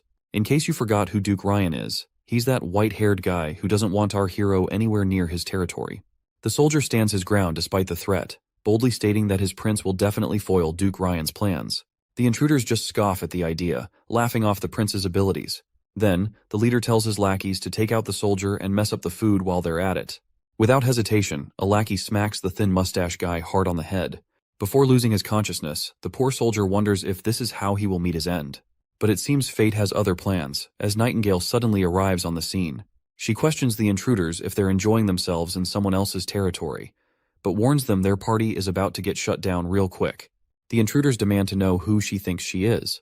Nightingale coolly replies she's just a local from the border town. She questions why these clowns are here and suggests they look like sewer rats creeping out of the drains. Looks like those intruders do not realize how deep in shit they are, and their leader tells his crew to just take down this mysterious lady. But she just smiles, and in a flash, she swings her hand, and suddenly bodies are hitting the floor. Our soldier watches with bleary eyes as this mystery person swiftly takes out the intruders. Before he can even figure out who she is, he drifts off into unconsciousness. The next day rolls around, and we find the intruders' bodies scattered in the food storage. The knight inspecting the scene is scratching his head. He's trying to piece together who could have taken out these guys. He knows the thin mustache guy couldn't have done it with his injuries. The most likely scenario is some outsider jumped in without needing any backup. Their moves were so slick, the enemies didn't stand a chance. And there's no mess left behind. No blood or barrels knocked over. Not even a scratch in the place. Suddenly, he's thinking there must be someone with serious sword skills around. He starts feeling proud of his clan's history and their knack for knightly arts. The soldier gives his report. The autopsies are done, and they've identified the corpses. 8 were from our town's guard, and 1's still a mystery. The chief knight asks about the survivors. The soldier says Captain Brian's getting special healing, but Scarface got tossed in the dungeon and locked up. The knight tells the soldier to wake Scarface pronto for interrogation. Meanwhile, the prince feels annoyed that he hasn't made any real progress yet, and these guys are already trying to bring him down. But he's thankful Nightingale swooped in and saved the day. Nightingale reassures him that those intruders couldn't have gotten to him anyway, with Anna sleeping right under his floor. That's when the prince gets an idea. He proposes that Nightingale become his secret bodyguard, offering her a gig that pays better than Anna's. A sweet place to live with a garden, 2 days off each week, and paid vacations. But even with all those tempting perks, she politely turns down his offer, explaining she can't leave the association and her friends there. The prince suggests bringing everyone to town since there's plenty of space after the construction. He assures her there won't be any discrimination, and they can live freely. Once again, she declines, saying she'll think about it in the future, leaving the prince feeling a bit awkward after being turned down. Moving on, the boy asks if she safely sent Nana back home after healing the soldiers. She confirms she did, mentioning Nana was scared when she saw the injured soldiers. But that's not surprising. Given her experience is mostly patching up chickens, healing a person covered in wounds was understandably terrifying for her. Returning to the conversation, the boy asks her if she has figured out which of his siblings might be behind this infiltration. The lady points out that this time it wasn't one of his siblings behind the infiltration. The culprits bribed the patrol guards of the border town.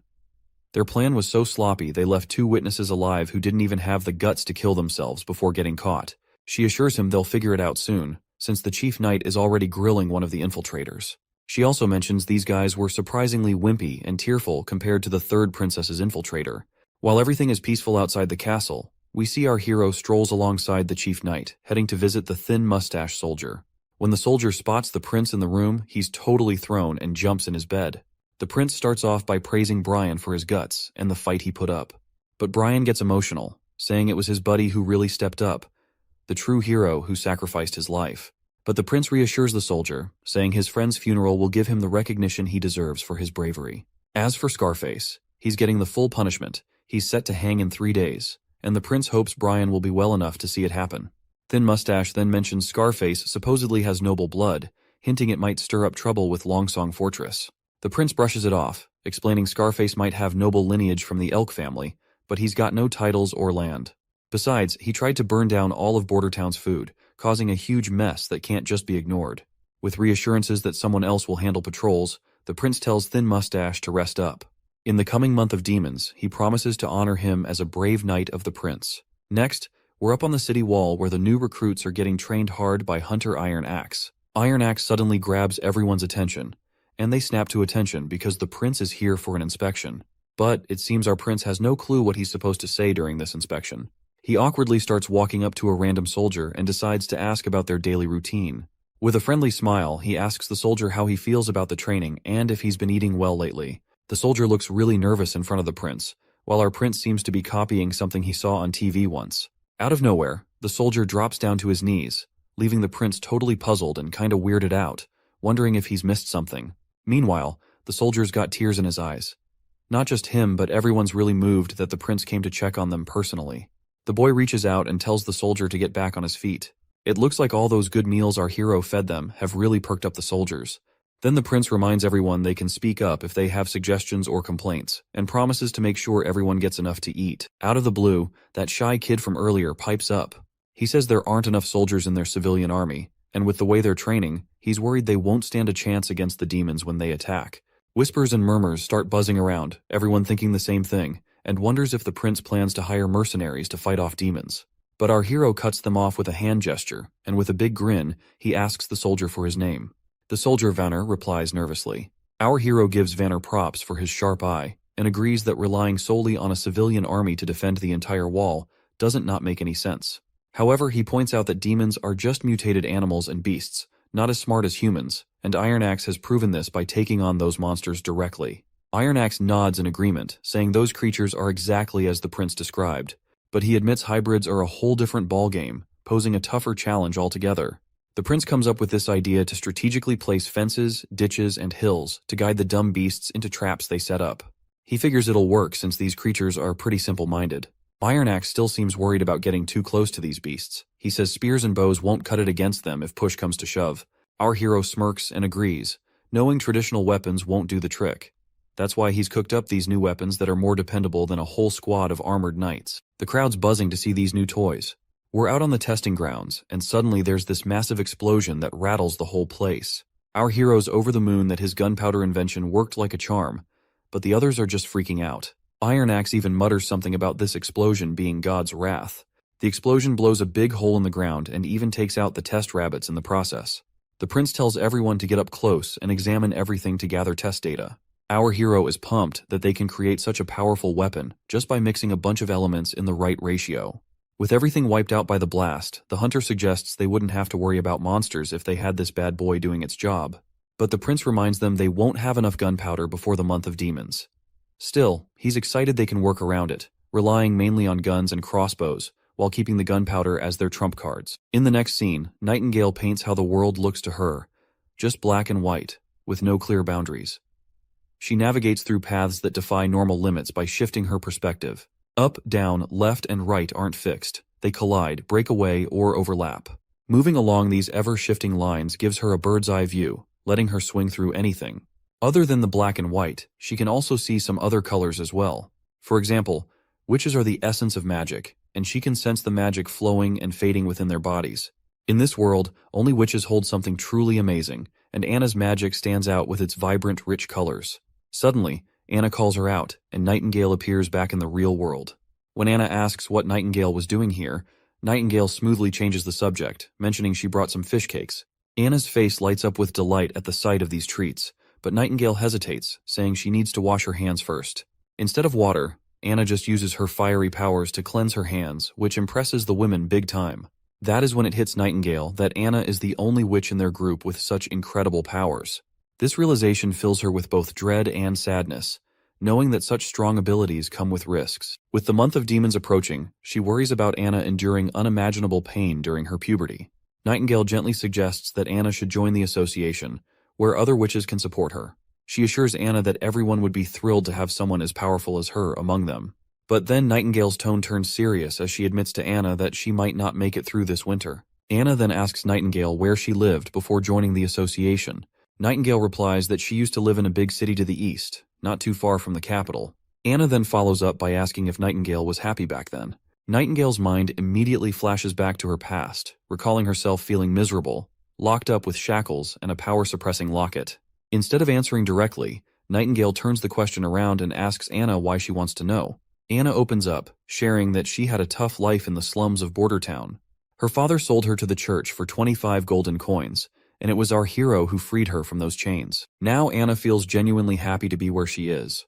Nightingale gently reminds Anna that leaving the castle isn't an option due to how witches are hated by others, but Anna remains optimistic, trusting the prince to change things for them. Suddenly, their chat gets cut off when Nana storms in, slamming the doors before her. She's in tears and rushes to hug Anna, blurting out that things are about to hit the fan for her.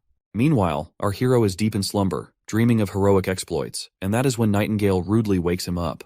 She's absolutely livid, informing the sleepyhead that Nana's father is on his way and suspects she's a witch. Shocked to hear Nana's secret is out, the prince rushes into action, hoping he now has a shot to keep Nana in the castle. He wonders how the nobleman will react when he finds out his daughter is a witch. Will he plead with the prince to let her stay and keep her secret? When our hero finally steps outside, reality is far from what he was imagining. Nana's dad is fuming, demanding the immediate return of his daughter. After they settle into their seats, Nana's restless father calls her over to him. The little girl gets scared and asks if he's planning to sell her to the church. The man gets all chummy, saying the church would never take someone as clueless as her, so she better return back to her father. But our hero steps in, reminding him that his daughter is a witch. The man flat out refuses to believe it, and even when Nana herself confirms that she is a witch, the father gets really mad and suggests maybe Teacher Carl is just labeling another girl as a witch. That's when our hero gives Anna a nod, signaling her to show off her fiery magic powers. She does it right away, leaving the old man stunned to see witchcraft in action. Our hero tells him to calm down and assures him they can explain everything. Eventually, the father starts to understand that his daughter is just here to practice her witch powers after all. But our hero feels creeped out by the implication that her father was thinking of him as a pedophile for calling little girls into the castle. The boy then gets down to business, pointing out that Nana has healing abilities that could be invaluable in Border Town during the months of demons, to aid in healing the injured.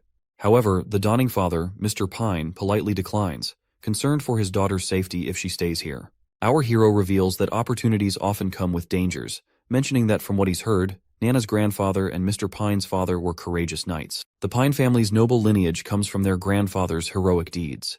Mr. Pine agrees, and proudly recalls how his father once faced down an incredibly powerful demon and actually defeated it. He even has the demon's massive horn hanging over his fireplace to prove it. But then our hero points out how the Pine family is not as prestigious as it was before. Pine family is just a working-class citizens now, to which the father sadly admits.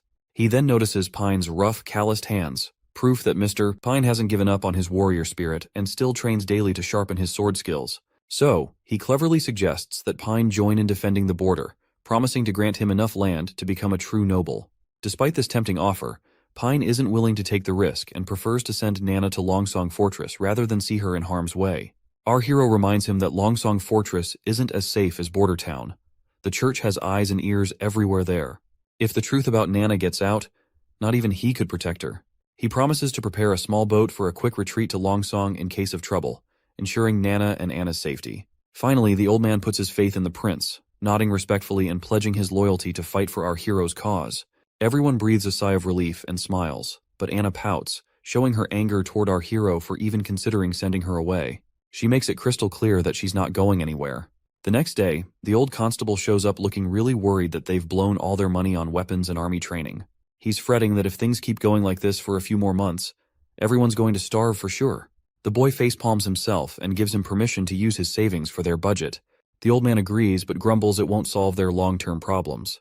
Our hero shrugs and says if the defenses fail, they'll evacuate the town as soon as possible, then sends the old man off to do as he's told. Once the constable's gone, the boy feels pretty crushed after draining every last penny he'd saved up, and if the border defenses still fail, he's screwed. Then, his mood perks up when Nightingale shows up again. The woman immediately points out that he had lied to the old man about leaving the town. The prince immediately admits his lie, because he does not want to spread distress among the already terrified townspeople. Nightingale advises him to spend his time with Anna, instead of stressing over politics. She shares her fear that Anna might not be around much longer, but the boy insists she will survive, because she has promised to beat those demons at all costs. Nightingale wonders how he can trust a witch cursed by demons. The boy just shrugs and says he believes in her, and further points out that he also trusts Nightingale as well. The woman just stares at our hero's poker face and realizes he's not lying. He casually points out that he doesn't lie without a good reason. Suddenly, they hear a commotion outside. Nightingale glances out the window and gets visibly anxious, noting that it's snowing. Winter has arrived. The boy decides to check on Hunter Ironaxe and his progress. At the shooting range, Ironaxe is using the guns and hitting bullseye after bullseye. The prince shows up and asks about the training. Ironaxe lights up like a kid, enthusiastically mentioning that he's nailed all the basics he was taught. The prince isn't surprised, because being a warrior through and through, Ironaxe has been able to master any weapon given to him. The man praises this iron pipe of the gods for its insane power. He grits his teeth, saying if he had this pipe when he fought that hybrid monster, it wouldn't have stood a chance. Ironaxe drops to his knees, overwhelmed that the prince entrusted such devastating power to a humble hunter like him, and promises not to let his prince down. The prince then checks in with his chief knight, Carter, asking how things are going. The knight looks a bit serious and mentions they could really use more than just the 2 guns they have. Our hero gets it and assures him that 2 more guns are already in the works and should be ready soon. He admits they rushed the gunpowder development because the months of demons are finally here. I'm starting to feel like this comic is turning into a manhwa version of Game of Thrones. Anyway, once he climbs up the city wall, the soldiers greet the prince right away. Seeing them bow their heads makes our hero feel sheepish, wishing he had taught them some proper military etiquette. The hunter points out that there aren't many demons after the first snow, but our hero tells him to stay cautious regardless. Suddenly they catch a sight of something, and there they see a demon in a distance. The soldiers start to panic, and one of them even asks if they should sound the alarm. Our hero tells the soldier to decide for himself, since he has more experience after their training. Finally, the soldier decides not to sound the alarm and puts his bow down. Our hero is relieved to see that his training of these soldiers is paying off, because dealing with the presence of the demon should be handled with caution instead of acting on impulses. The beast starts walking toward the wall, picking up momentum. The prince squints his eyes and gazes closely, wondering if it's a mutated fox. The hunter agrees, pointing out that the animal has recently been possessed, so it's not that threatening. The wolf gears up to jump over the wall, and the hunter quickly gets ready for the attack. Chief Knight Carter steps forward, shielding the prince. Just as the beast lunges at them, the hunter lets loose an arrow that flies through the air and instantly brings down the beast. The prince peers down to see the creature lying dead on the ground. The knight lets out a sigh of relief that they avoided a close encounter. Meanwhile, our hero notices the strange black blood and can't help but wonder why it's like that. He's also puzzled about why witches can snap out of demonic influence, but these animals can't. Curiously, the boy asks if someone bitten by a demon could turn into a mindless ghoul. The hunter immediately dismisses the idea, saying there's no such thing as ghouls. Our hero breathes a sigh of relief, glad he won't have to deal with a zombie apocalypse. He then asks if the meat is edible. The knight started to freak out upon hearing this, and questions why the prince would consider eating cursed meat. The hunter agreed, recalling how he once fed a chunk of demon flesh to hunting dogs, which led to their deaths immediately.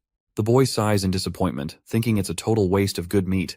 Both the knight and hunter are shocked that the prince was actually considering eating it, but our hero immediately reminds them how scarce food has gotten, and it would have been great if they were able to chow down on the meat they were about to hunt down. Suddenly, a soldier barges in, blurting out that someone's hurt. Apparently, it's not one of the regular guards, but a worker from the northern mines. Next thing you know, Nana's sitting alone when Nightingale suddenly pops up, asking if she's bored.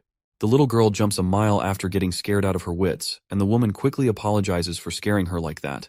Nightingale then mentions that Anna's still busy working, and might be back soon. Nana asks if Anna's still tackling those dirty mounds, and Nightingale nods in agreement. Nightingale then sits down on the chair and grabs Anna's tea out of habit without her permission. It seems Nana is feeling a bit down because of her new job. The prince has assigned her to heal the wounded guards. It's not that she's unwilling to do the job, but seeing the injured soldiers traumatizes her. She wants to overcome her fear to keep using her abilities effectively, and wishes she were as courageous as Anna. Suddenly, Nightingale spots someone coming, and a soldier bursts in with urgency, telling Nana to come downstairs pronto, because there's a badly hurt patient who needs her help. Down in the infirmary, the injured man screams in agony, begging his prince to relieve his excruciating pain. Seeing the soldier there, desperate for his life, makes our hero anxious as he wonders if this man's burns are from the steam engine malfunction in the northern mines. Nana arrives at the scene, trembling in fear as she approaches the burned miner. Her father gives her a reassuring pat on the head. Nana gulps down her fears, calming herself immediately, and declares that she's ready to proceed. Once the curtains are drawn around her, she takes a deep breath, summons her magical ability, and begins healing the man. Shortly after, the injured man is completely healed, looking as fresh as a freshly picked cucumber. Meanwhile, The father is really amazed and proud of her little girl after witnessing her healing abilities for the first time, and calls it nothing short of a miracle. Knight Brian happily mentions it's all thanks to Nana that he's also back from the brink of death. The prince freaks out upon hearing this and quickly tells Brian to keep it down. He reminds him that when Nana healed him, she snuck out without her dad knowing, and he doesn't want to deal with her angry father. Now that the injured man is awake and fully healed, he can't believe he's actually alive. Prince Roland assures him it's real, and proudly reveals that Nana, who is one of the witches, saved his life. Later that night, when our hero gets back to his room, Nightingale greets him and asks why he had to spill Nana's secret so early. And that's when we flash back to the moment when the miner is shocked after learning about Nana's true identity. He starts freaking out and reminds everyone about witches being devils. But her dad got annoyed real quick and set him straight that his daughter wasn't involved with any devils, and she was the one who saved his life. Out of nowhere, the miner sits up and drops to his knees in front of the little girl, apologizing big time for his earlier words and thanking her deeply for saving his life. Back in the present moment, our hero reflects that it was the perfect time to reveal her as a witch, considering how well it all played out. Plus, if they're going to use her powers against demons in the coming months, hiding her identity as a witch wouldn't have been an option anyway. He also stresses that since the church folks have already left for Longsong Fortress, there is no one to bully his girls. The lady asks him if he had already planned everything from the start. The boy immediately agrees, saying the snow has blocked the roads to the fortress and the seaports are under his control. The church has no means of learning what is going on in Border Town, let alone taking direct action against witches. This gives him a sweet 3 months to change public opinion about witches being the reincarnation of evil. He points out how Nana is now seen as an angel instead of a villain in the eyes of the soldiers she has recently healed.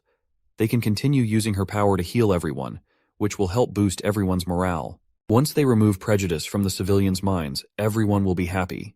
Nightingale has no clue what our hero is trying to achieve by all this, so she asks him why he is doing so much for the witches. Our hero reminds her once again that his border town does not discriminate by origin, and someone as loathed as witches should live on this land like every other person. The woman's eyes widen hearing our hero's big plans, and it's clear she's got something important to get off her chest. She admits she wasn't straight with our hero before. The prince is taken aback by this revelation, and the woman starts explaining how her sisters in the association have been moving around for ages, losing hope along the way. All they want now is a safe place to be happy, even if it's just a castle. At first the boy is confused by her confession, but then he's stunned to realize she's actually open to bringing all the witches to the border town. But she quickly brings him back down to earth, warning him that if witches come to the castle, he'll be facing off with the church. The boy reassures her, saying the church's main headquarters is far away. Even if they find out about witches leaving the border town, they won't march all the way to Grey Castle just for him. He's already plotting to gather enough influence to rival the church and create a world where witches can live alongside regular folks. He dreams of expanding that world to Grey Castle, or maybe even the whole kingdom. The next scene takes us to the capital of Grey Castle. There, soldiers on their horses are marching down the road when their captain suddenly yells for everyone to stop. This person looks really pumped as they finally return to the castle. The folks inside the castle light up the sky with fireworks, welcoming the man about to enter the city once again, Gerald Wimbledon, the first prince of Grey Castle. It's hilarious to see that these suckers have explosive material to make fireworks, even though it's been only a few chapters since our hero invented gunpowder in this primitive society. Anyway, the gates come down and Prince Gerald heads into the city with his crew. Once inside, he gets straight to the point and tells everyone he's here to claim what's rightfully his from his father. 3 shady characters show up, bowing before their prince and reporting that they've already done what they were tasked with. Prince Gerald then asks if they've managed to switch out the royal guards of the king as planned. The lackey admits there's been a snag in the plan due to some issues, and they've only been able to replace the guards in the king's chamber. The man waves off the concern, saying as long as he and his crew can get into the castle, they're good. The lackey quickly reassures him that there won't be anyone stopping their entry. The old man then mentions that Prince Gerald's fate star, the Heaven Star, is leaving the equinox and will be gone from this hemisphere in about 4 months. He asks if Gerald remembers what that star activity symbolizes. Gerald's mind drifts back to childhood memories of playing with his younger siblings. Then, he snaps back to reality and admits he already knows what those stars mean. This means he's ready to break the rules of the challenge their father set for them, and Prince Gerald will be taking the throne of Grey Castle. Outside the king's room, the prince catches a weird odor and asks his lackey about the strange smell of blood. The old guy explains that the king had called for a servant girl who noticed the staff change when she left, so they had to get rid of her. Seems like things are getting interesting because the king hasn't been around women since their mother passed away. As he's about to enter, the old man points out there's no guard patrol, making it easier to move around. The prince scoffs that he's not sneaking in like a rat. He's here proudly to discuss inheriting the throne with his father. But if talking fails, he'll try something else. He grips his sword and leans toward the door.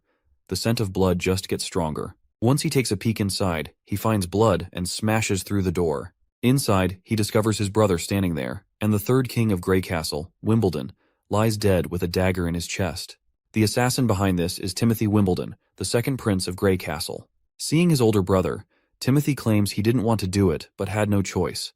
Just like the first prince had no choice other than to come here. Almost instantly, a bunch of soldiers pop up right behind the first prince and surround him, catching him off guard. The older brother asks his younger sibling how long he'd been planning this. Timothy explains that the decree their father set was like a chess game. He admits he planned to play by the rules, but the third princess started playing dirty. He also points out Gerald as a dirty player, suggesting the first prince wouldn't have rushed all the way across the kingdom to the capital without a heads up from his astrologer lackey. Seems like his lackey has also betrayed the first prince, though the old man clarifies he never lied. When the heavens move from the equinox, it symbolizes a seeker who's lost their way, but also foretells downfall. The first prince gets annoyed and yells at his younger brother, reminding him how he was the favorite son, given all the advantages by the king. Yet he killed their father. In response, Timothy grins shamelessly, pointing out the first prince's hypocrisy, since he was also there to kill the king if talking didn't work out.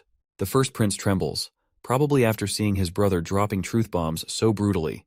He asks Timothy if he intentionally lured him here to get rid of him as well. Timothy just shrugs, saying he didn't plan to confront their sister just by staying put to kill his older brother. He's kinda impressed their sister also saw all this coming before the decree was even written. Timothy goes on to explain he wants to end this royal decree early because his Valencia city isn't like their sister's Clearwater port, which is breeding warriors like rabbits. He needs an army, a big enough one to challenge her sister, and that's only possible if he's rocking the Grey Castle crown. The first prince gets furious and charges at his brother, but the soldiers quickly intervene. One of them strikes him from behind with a spear, forcing him to drop to his knees in front of his younger brother. Timothy devilishly informs his brother that he'll be framed for killing the king and labeled a murderer, and he will face the guillotine for his crime as well. The soldier pins the first prince down, but he keeps protesting, asking if Timothy even has the right to judge him, and vows to expose Timothy's crimes to everyone in public. But Timothy has covered all his bases. He's prepared a potion called the Silencer. Once someone drinks it, they won't be able to utter a word. After executing his brother, Timothy plans to play the grieving role perfectly. With no one else in line for the throne, he'll become king without breaking a sweat. He further tells his brother to curse his sister for the terrible fate he's about to face, while the first prince's mind flashes back to a memory once again, and the soldiers start dragging Gerald out of the place. The cunning fox who betrayed the first prince starts calling Timothy king, declaring that the crown is already his. Timothy gives the man a verbal high five for a job well done, but then he pulls out a presumably poisonous pill and tells the man to swallow it if he doesn't want to be betrayed later. Timothy looks at his father, gritting his teeth in frustration at seeing him dead before his eyes. The scene flashes back to the past when Timothy reported to the king that Gerald was on his way to the capital with intentions to forcibly take the crown. Timothy asked if the king had a plan to prevent this. The king just grinned manically, leaving the boy confused. In the next moment, the king pulled out a dagger, swung with all his force, and thrust it into his own chest, dying immediately before Timothy's eyes. Right in the middle of things, Timothy is pissed off, trying to figure out who's stirring up trouble in the fight for the crown. He's dead set on finding that bastard and showing them what happens when you mess with royalty. Looks like the women who visited the king earlier must be involved in this mess. In any case, we're back at the border town castle where everything's been pretty smooth lately. The steam engine prototype in the mines got fixed up, no accidents, and demons haven't been causing trouble either. Our hero's been chilling out, brainstorming how to boost the town's economy and fill up his empty wallet back again. But then, bam! His peaceful moment gets crashed by the knight barging in with bad news. A massive horde of demons is swarming outside the walls. Down at the border, below the wall, a bunch of monsters are howling their heads off. Up above, the soldiers look freaked out at the sheer numbers. And let's not forget Vonner. He was just a regular miner who ended up joining the army just to eat damn eggs. One of the beasts charges at the wall and directly hits HTE wall, leaving the entire wall shaking. And that also did quite a damage to the wall, but the monster immediately falls to the ground and the wolf-type monsters starts marching down. Hunter Iron Ace quickly tells everyone to gear up their spears. As soon as the wolves are right on top of them, the terrified Vanner gathers his guts and stabs those beasts at the captain's command. One of the wolves manages to climb up, but the captain swiftly whips out his gun and blows the monster's brains out. With the immediate threat dealt with, Iron Ace tells everyone to stay focused and keep an eye on what's ahead. Suddenly, a soldier screams as they're attacked, their belly pierced deeply. Seeing their guts spill out terrifies Vanner to his core. The knight and the prince finally arrive at the scene. The knight tells Vanner to chill out and remember his training. Once the soldier regains composure, he snaps back to his senses and orders the others to take the injured soldier to the hospital while everyone else holds their ground and fights off the demons beneath the wall. The prince can't help but smile at the sight of Vanner showing such discipline. He's glad that all that egg-eating didn't go to waste in training the civilian army after all. Suddenly, something catches their eye on the ground, something so freaky that even our hero starts to freak out. The hunter, equally spooked, quickly pulls out his gun, saying they've officially stumbled onto trouble for the day. Our hero's mind is spinning at the sight of this behemoth, a disgusting creature that seems to break all the rules of biology. He never thought he'd come face to face with such a mutant monster. The soldiers rain arrows down on the behemoth, but it's like shooting toothpicks at a tank. The arrows just bounce off its thick, mountain-like shield. They look to their leader, asking what the heck they should do next. Meanwhile, the monster keeps stomping along, each step rattling the whole dang ground. Realizing they need more firepower, our hero tells his crew to get their muskets ready. When the monster gets close enough, they start blasting away, but it's about as effective as trying to stop a T-Rex with a water gun. The soldiers start freaking out when even the muskets can't do squat against this monster. The prince quickly tells them to chill and orders Vice Captain Vanner to round up some guys and grab dynamite from storage. After dishing out orders, he tries to get everyone to listen, but bam! The giant behemoth demolishes the wall they busted their butts to build. At this point, the prince is pretty darn sure they're screwed. He didn't figure the monster would be this tough and calls for an immediate retreat before shit goes down real bad. As the wall crumbles, Nightingale swoops in and saves our hero from a nasty fall. Once they're back on solid ground, the boy asks her what she's doing there. She explains she came because she was worried, and now it looks like her worries were on point. She asks our hero how he plans to handle the monster. He assures her he's still got a trick up his sleeve, and right on cue, Vanner strolls back with dynamite in hand. Our hero jumps in, shouting at Vanner to light the fuse and chuck the dynamite under the monster's legs. Meanwhile, poor Vanner's freaking out in this life-or-death situation. Finally, he gets the fuse lit, plops the dynamite down, and bolts out of there while the fuse starts sizzling. Once that fuse burns down, boom! The whole place shakes with a massive explosion, hitting the monster square in the gut. Everyone starts busting out victory moves as they watch the monster crash lifelessly to the ground. The prince is grinning like he just aced a test. But their celebration is cut short when they spot more beasts roaring back at them, even though they're just regular old critters. But they are in numbers. The soldiers scramble to get their shields up, and our hero is standing there clueless and panicking. The boar suddenly lets out a roar and charges right at their group. One soldier, lying on the ground, can't believe his eyes as he sees this girl stepping into the fray. But this ain't just any girl. It's Anna, and she's no ordinary lady, and you better get that to your head. Anna stares down the monster, showing no fear. She taps into her powers and throws fire right at the boar. The flames hit the mark, roasting the boar alive. Our hero's jaw drops, totally caught off guard by what he's seeing. Our hero feels like a complete idiot for never thinking about Anna's role on the battlefield beyond her building and town projects. That's exactly why he kept her safe in the sickbay, to avoid any danger, and he has no clue how she got out of here. As one of Knight Brian drops down to his knees, he informs the prince that Miss Anna was worried about his safety and insisted on coming to the wall, and he was not able to stop her. Originally, our hero had planned to sway public opinion in favor of witches using Nana's abilities, and once more people accepted witches, our hero wanted to reveal Anna's existence publicly. But it seems like the cat is already out of the bag. The boy quickly orders Brian to protect Anna from the danger, and he instructs Nightingale to do the same. Meanwhile, Anna steps forward confidently as soldiers gather around her protectively. With a determined look, Anna raises her hands, flames flickering to life, and she creates a wall of fire in the hole in the wall, blocking the monsters from advancing any further. Our hero is completely shocked by the magnificence of Anna's fiery display, but monsters continue to emerge from the flames. That is when the boy locks eyes with Anna. And in that moment, the prince understands what needs to be done. He immediately grabs the gun from the knight's hand and begins shooting down the monsters, aiming straight for their heads. The sight of their prince taking action startles everyone. Our hero raises his own gun, rallying the soldiers to prepare their spears and charge forward. His crisp voice fills the atmosphere as he commands them to protect their wall and their border town. The crowd really gets fired up to protect their town, and everyone is ready to take those critters down. After a while, the last wolf standing takes a bunch of arrows and drops lifeless to the ground, finally letting the soldiers savor their victory. The knight is totally blown away by their successful defense of the turf. But then, the prince suddenly remembers Anna, and he starts losing his shit because he's been so busy commanding that he almost forgot about her. He's worried about how he'll explain all about her being a witch to the civilian army. As he frantically looks around for her, he notices something surprising. Everyone is showing her respect instead of calling her the reincarnation of some devil or whatever. The prince is almost clueless about this unexpected attitude toward her from the civilians. Even though her fiery power had scared him, it seems to have earned trust and gratitude from others as well. When Anna finally stands before the prince, she looks exhausted from using her powers and promptly faints, dramatically falling right onto our hero's chest. The next scene takes us to Clearwater Port at Garcia's residence, where the third princess gets the news that her father has kicked the bucket. According to the letter, her brother, Gerald the First Prince, has been fingered for the assassination and is now locked up by the guards. They're saying he didn't kill himself, but rather got slapped with an execution sentence by the bigwigs. This news really throws her knight for a loop, and he finds it all pretty fishy. After a bit of hemming and hawing, she admits her brother can be a bit of a dumbbell, but he's not dumb enough to wish for death. She lays out how Timothy's trying to shift the blame to Gerald to fool the public, but snagging control of all Grey Castle won't happen overnight. So, she's tweaking her plans accordingly. The knight, though, he's still scratching his head over why Timothy would pull such a stunt, especially when the king always favored him. That's when the princess drops a truth bomb. Timothy's scared of her. He's quaking in his boots at the sight of the black flag. She explains that Timothy's move was totally uncalled for. Sure, he's trying to pin the blame on Gerald for their dad's death, but he can't fool everyone forever.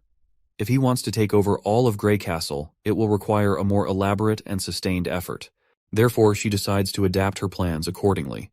The lady decides to set sail for Grey Castle tomorrow. Her knight asks if she's planning to go head-to-head with Timothy. She tells him that if Timothy isn't waiting out the 5 years to let the decree end organically, she won't either. The knight looks anxious and mentions that the whole kingdom must be mourning the king's death by now. She jokes if he wants her to shed a tear too.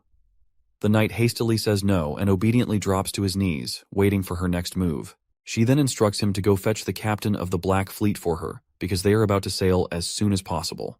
Back in the border town, after that horrific raid by the monsters, there have been no further attacks. The injured soldiers were healed quickly and returned to their duties right away. The chief knight was tasked with using the hybrid monster shell to patch up the broken wall, making it one with the barrier. The largest factor in their victory against the large-scale invasion was undoubtedly Anna. However, it's been a few weeks since she fainted, and she still hasn't woken up. Nightingale mentions today's supposed to be her maturity day, but she's sure she is going to die in her sleep, because the pain of maturity can only be endured while awake. She somberly spills that she's seen too many witches die before her eyes, treated like animals, burned or tortured slowly by nobles for some twisted fun.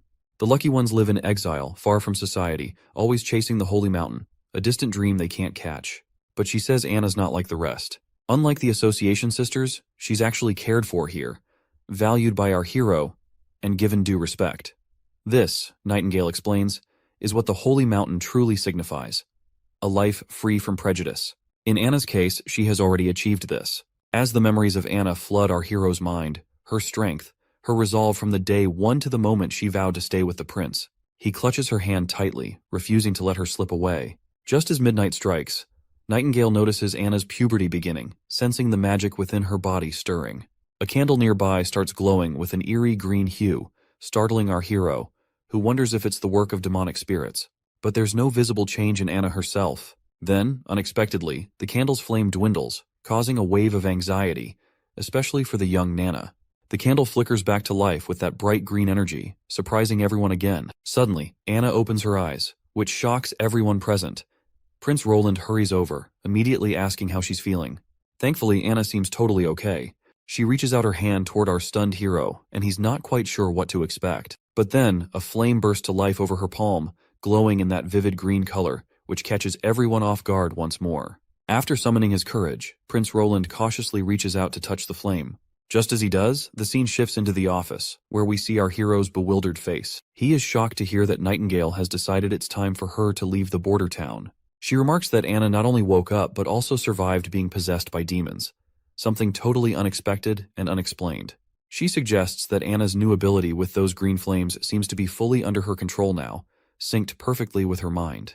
Anna can adjust its heat, manipulate it, and even move it within a 5-meter radius whenever she wants.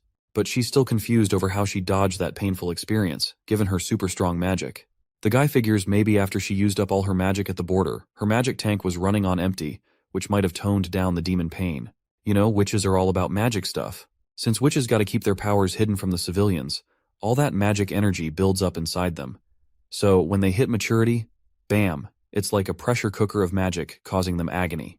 Nightingale nods along, seeing the logic in his theory, and decides she's got to jet back to the association pronto. Winter's coming, and there's going to be a bunch of witches hitting puberty soon. She vows to bring any survivors back here to Prince Roland's town, hoping he'll take care of them like he did with Anna. But Prince Roland tells her to stay put, maybe wait till the demons have stopped popping up and the weather settles down. Nightingale smirks, saying even getting to association a day early could save lives. Plus, she assures him the demons won't be able to detect her, so she's good to go. The prince then asks about her own awakening, to which the woman brushes it off, saying it's the start of spring and there's no need to worry since she has gotten used to the pain. Still, he advises her to take care on the road. Before disappearing, Nightingale pays her respects to Roland one last time and vanishes abruptly as usual. Her sudden disappearance leaves the prince unsettled because he's never been a fan of her habit of appearing and vanishing without warning. Sitting back, he sinks back into his thoughts, mulling over how if his theory about witches turns out to be true, it could be a game changer. He then looks over at his ridiculously long to-do list, realizing there's a mountain of tasks waiting for him.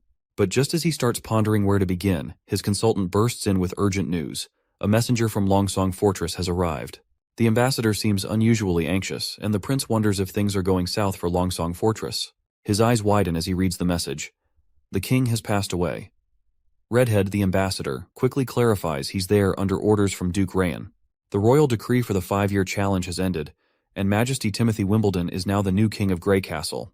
The ambassador leaves our hero totally shocked when he reveals that Timothy wants to reward the Prince Roland with new territory and a new position.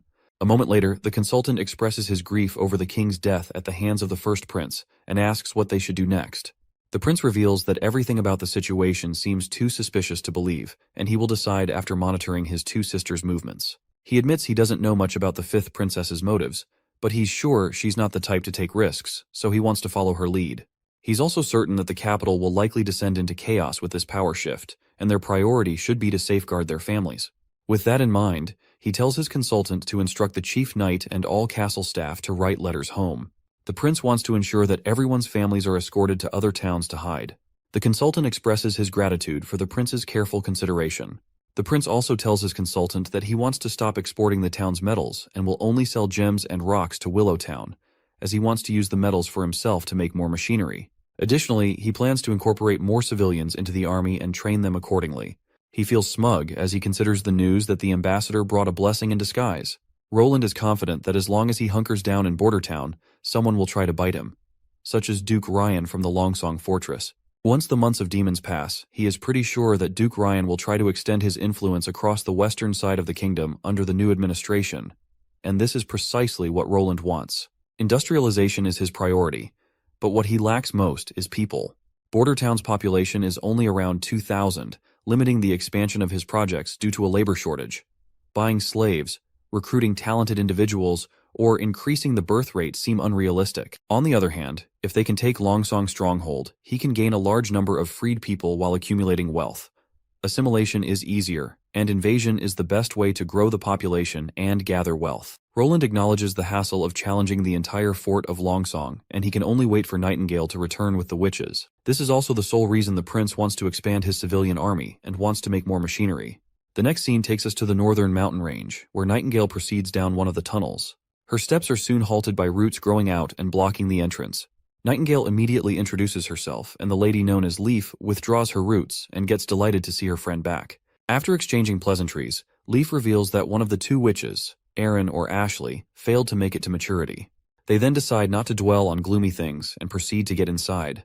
Nightingale is looking forward to seeing her friend Wendy, and as soon as Wendy is called over by her friend, she spins around and greets Nightingale warmly, playfully calling her Veronica.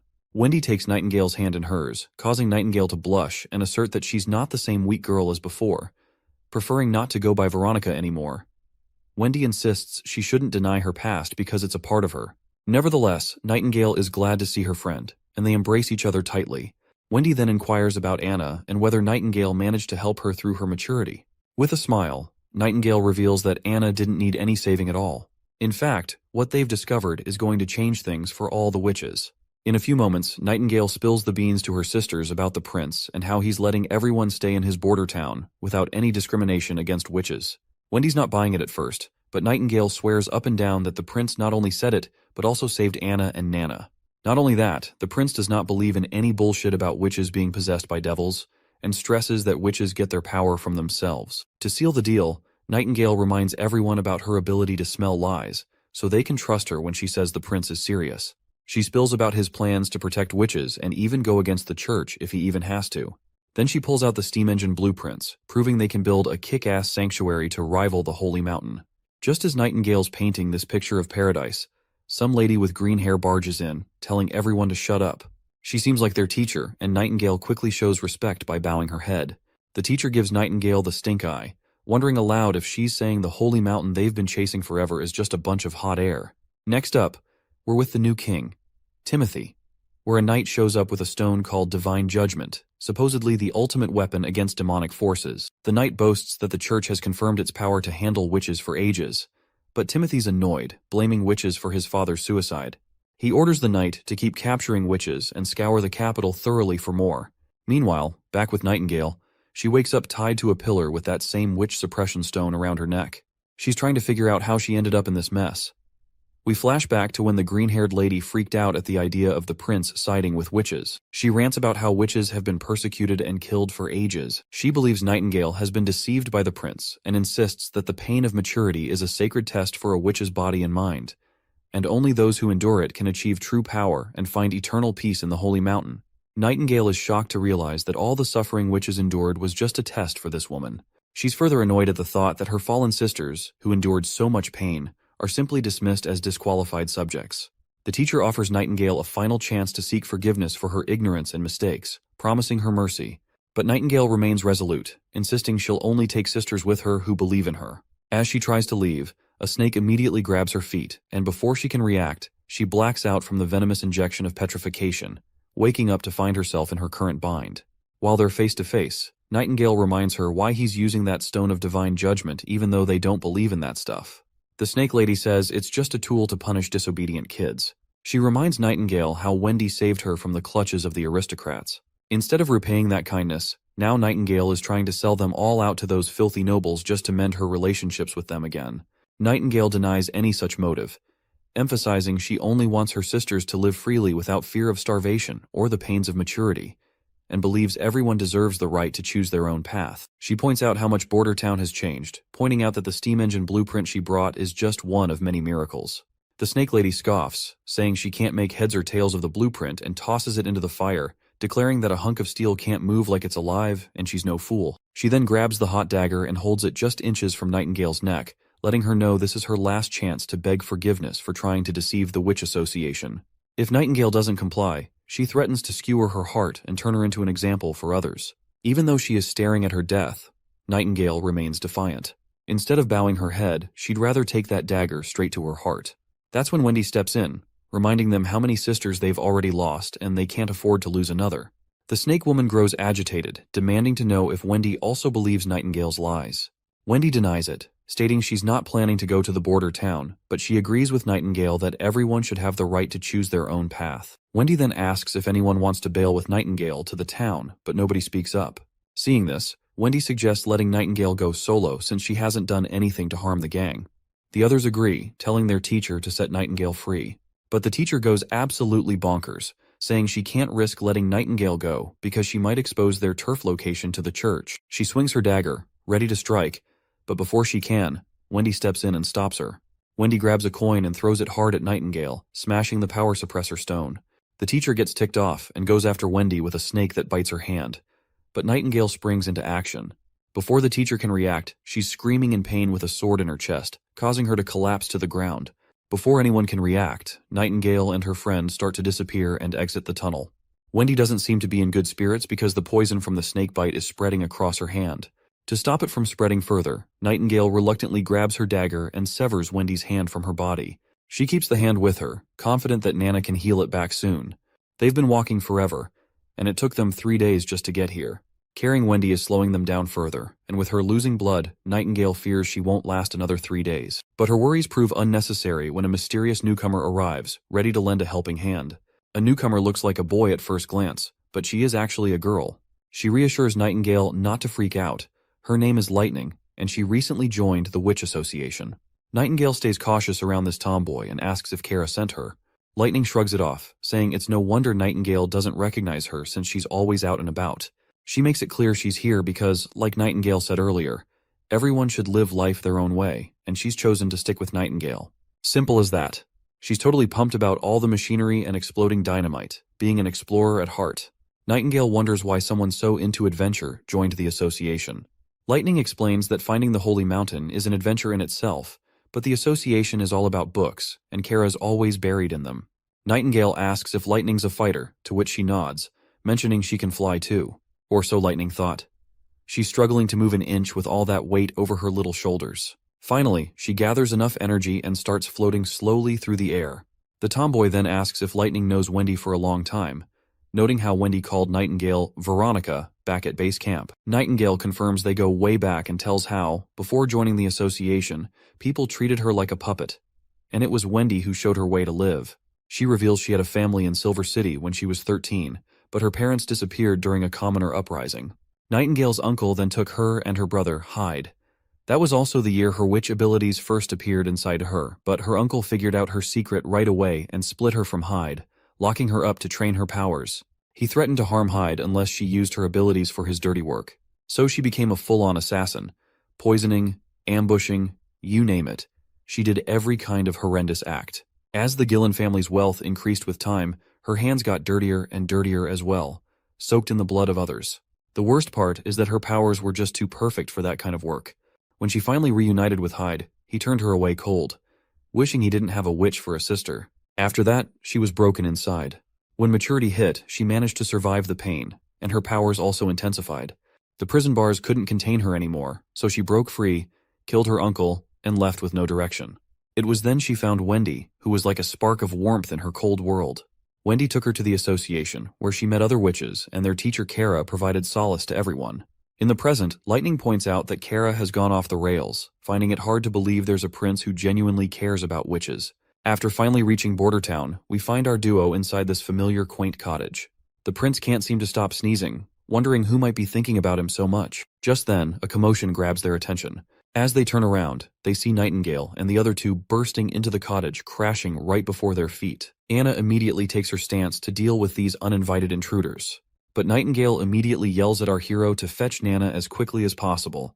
As Nana tends to Wendy's injuries, our hero has no clue what went down at the association that made Nightingale rush back with only 3 witches. He wonders if demons attacked them and if only 3 survived, feeling lucky they have Nana to reattach Wendy's arm. Suddenly, Lightning appears from the infirmary. The prince quickly asks if she's hurt too. Lightning reassures him and points out how the prince really is a decent guy who cares about witches, just like Nightingale said. She admits she didn't believe it at first, just like other members of the association. She then jokes about how the world is full of weirdos, so having a prince like him isn't that surprising. Being called a weirdo doesn't sit well with the prince, who just rolls his eyes. Getting to the point, the prince realizes the association wasn't under attack. That's when Lightning starts explaining the whole situation, clarifying they weren't attacked. Wendy was hurt by their own teacher Kara, and explains further as to how they ended up here. Once night falls, Prince Roland returns to his room, only to be startled by Nightingale sweetly lying on his bed in her nightsuit.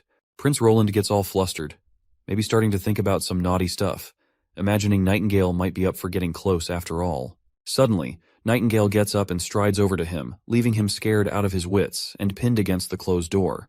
He hastily tells her she should rest as long as she needs. But then, Nightingale kneels before the prince. In a serious moment, she, Veronica Gillen, officially swears her loyalty to him. She promises to follow his orders and stand by his side in battle, facing demons or anything else, until her last breath. It's no surprise to our hero that after being let down by the association, Nightingale is turning to him for help with the future of witches. Without missing a beat, he takes the sword from her hands and officially makes her his right-hand woman. The prince asks if her real name is Veronica, and she nods, saying there's no reason to hide it from him now. Next, we catch up with Wendy, who's been offered a contract. Our hero tells her to stay in the border town and work for him. If she's up for it, she can sign on the dotted line, promising good pay for her work. He also spills the beans on a method he's found where witches can sail through their maturity without feeling any pain at all. The news totally throws off the new witches. Once we step outside, our hero admits it's just his guess, and explains that witches are like vessels for magic, and as they get older, their magic builds up until it overflows during maturity, attacking their bodies. He mentions Anna as an example of someone who survived this. He dismisses the idea of demons possessing witches as nonsense, proposing instead that they can manage their level of pain by continuously releasing their magic to maintain balance within them.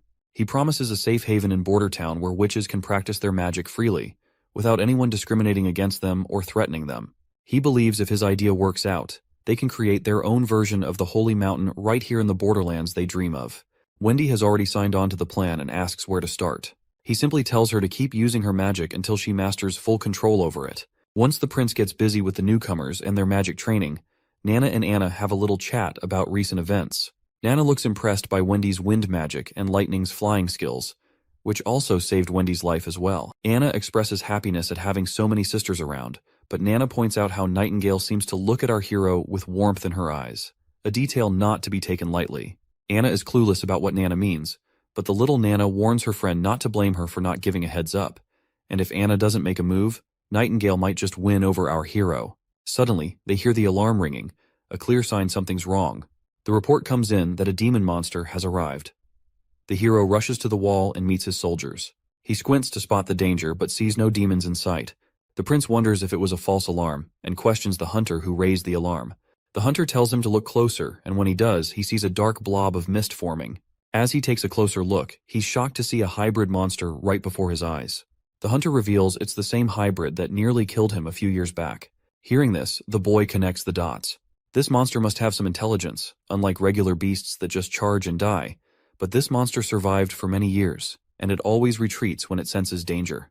When the beast reaches the wall, it suddenly stops, leaving everyone puzzled. Unexpectedly, it jumps into the air, and the prince orders his soldiers to attack it immediately. Before they can react, the monster is already airborne, crashing onto the wall above. Our hero is stunned to see how cunningly it targeted the wall's weakest spot, which confirms our hero's last remaining doubts about this monster's intelligence. Once the demon makes it to the other side of the wall, soldiers report it's heading toward the town. The hero commands his 2nd Civilian Division army to accompany him, while the backup division holds the wall for now. Our hero marches toward the town with his platoon, regretting underestimating the smarts of these monsters. Finally reaching the monster's location, they're hit with the gut-wrenching news that it's already devoured someone alive in town. The trail of blood before our hero's eyes sends a terrifying chill down its spine. But he does not succumb to fear, and annoyingly orders everyone to stay on high alert. The monster pops into view once more, snatching another civilian. Prince Roland immediately cautions everyone as the soldiers look helpless against the monster, unable to use their guns for fear of hitting civilians in the chaos. Not only that, the soldiers can't even get close to this monstrosity. Iron Axe commands his soldiers to get on rooftops and higher ground to aim precisely without harming civilians. Soldiers immediately climb up to the rooftop to take their positions. Despite the odds, soldiers manage to shoot over the monster's overgrown head, but they slightly miss their mark. The monster glares back with an annoyed face. But before it can strike, Iron Axe closes in and blasts the monster's head right away, finally avenging the innocent lives taken by this monster. In the Hermes perimeter, north of Grey Castle, a gigantic mutated creature crawls its way toward the towering wall. The knights on the wall tremble as they witness the enormity of the approaching monster. Upon finally stepping on the rooftop, the creature drools and immediately perks up at the sight of the humans nearby. Without hesitation, the monster opens its massive mouth, unleashing an entire army of monsters marching out from its belly. The soldiers realize they're trapped with no escape route in sight. Still, they immediately start running in the opposite direction while a creature in the sky keeps following the soldiers. Eventually, when they reach the inner city's north wall, they find themselves waiting for the gate to open.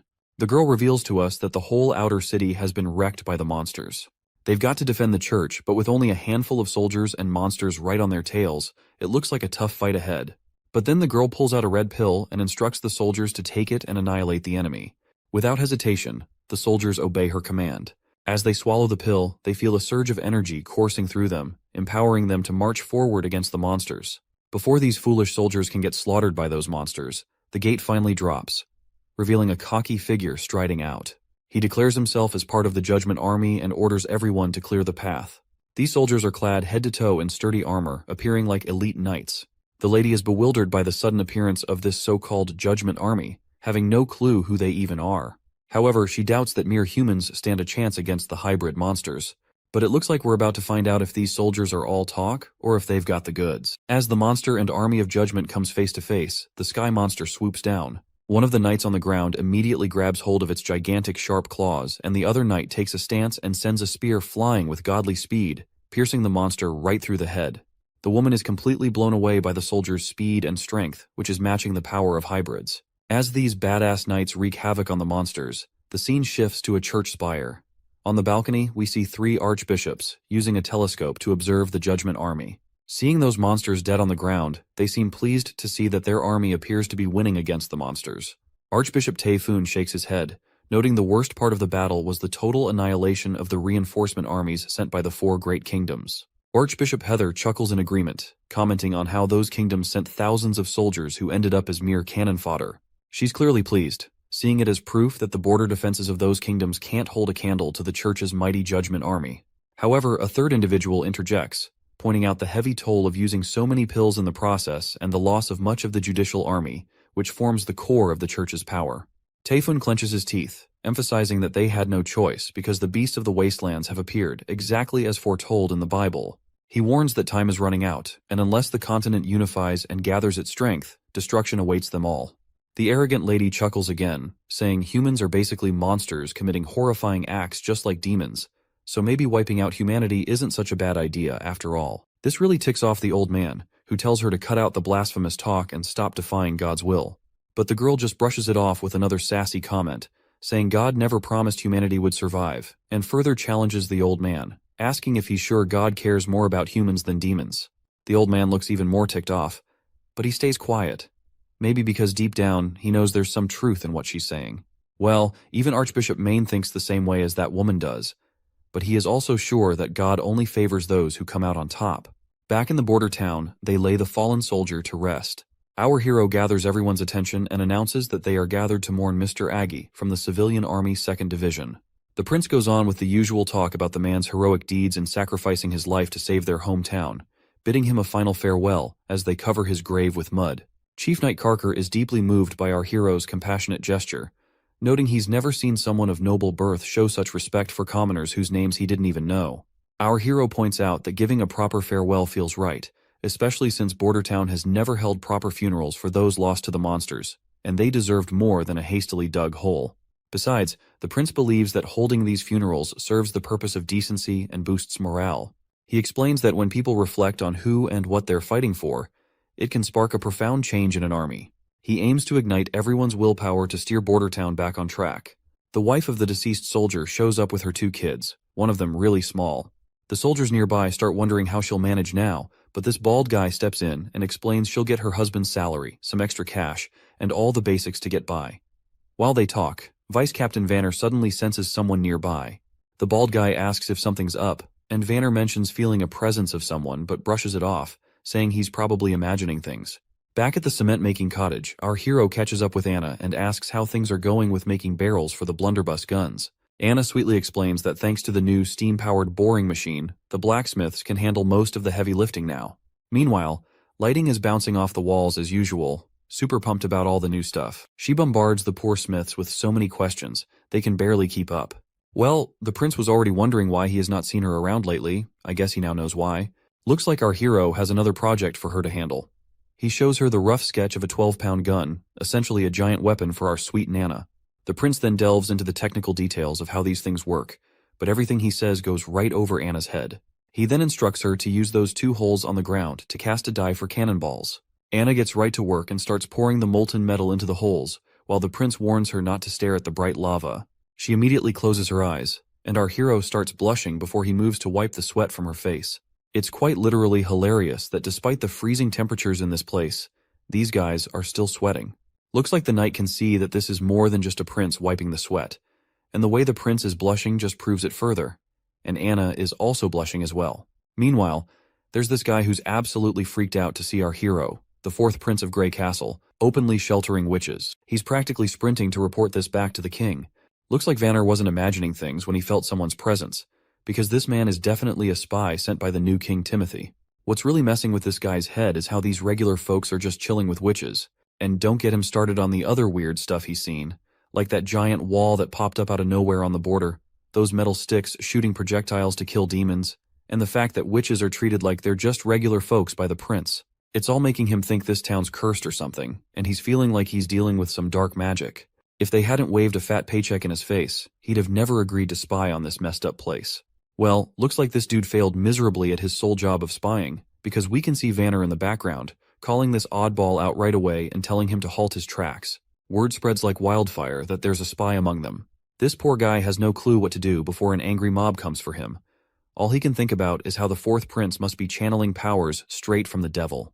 Inside the castle, we catch up with the consul again. He's losing his shit over the prince's latest demand: buy 2 boats but don't hire captains and crews. Like, how's he supposed to float boats without a crew? The old coot's utterly worn out by these ridiculous orders that somehow always end up working in the prince's favor. Then comes a knock on the door. A soldier reports they've caught a rat, a guy named Cole, also known as Groundhog, who's apparently Prince Timothy's spy. Turns out this guy's been living under a fake identity for months, pretending to be a border town resident. They found a letter and some money on him, but he's still being grilled for more info. The old man orders them to squeeze every last drop of intel and execute him right away. Looks like the old man is not freaking out because this is already a 4th spy they have found out. Our clever prince had foreseen more spies would come, so he told the old man to announce that there are people in the border town trying to destroy their food reserves. He instructed everyone to keep an eye out for anyone acting suspiciously, promising a reward for anyone who catches a spy. The old man is always surprised by our hero's cunning decisions. He sees him as a devil who doesn't even fear the stone of divine judgment. Back in the Grey Castle capital, Timothy inquires about the royal decrees he sent to his siblings, but none of them have replied. One of his men reports that the 4th prince, our hero, sent a reply stating he will return once the months of demons are over and his people are safe. The reporter points out that Prince Roland still acknowledges Timothy as a prince, not a king. Timothy considers our hero a fool for opposing him, especially since Timothy had plans to offer him land and a comfortable life. He dismisses Roland as an oddball and asks his lackey if there's been any response from the 3rd and 5th princesses. The lackey reveals that the 3rd princess has disappeared from the city along with her butler and 2 servants, and they haven't been found since. The prince facepalms in disappointment, as he never wanted commoners to lay a hand on his sister despite any personal disagreements. He then inquires about Garcia Wimbledon, the stubborn pirate. Before the council member could speak up, Timothy orders him to seize her water port and forcibly escort her back to the capital. Right on cue, a knight arrives on the scene and hastily reports that Garcia Wimbledon has defeated Duke Joseph's Carl at the southern border and gained full control of Hawk City.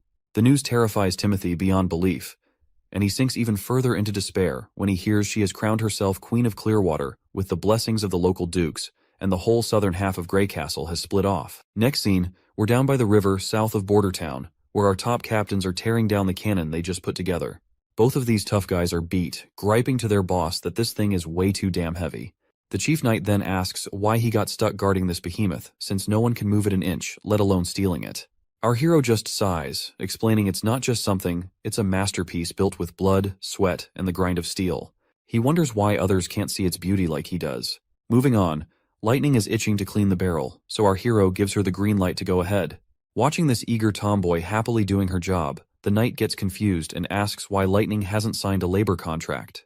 Our hero explains she insisted on working for free as long as the prince kept inventing interesting stuff.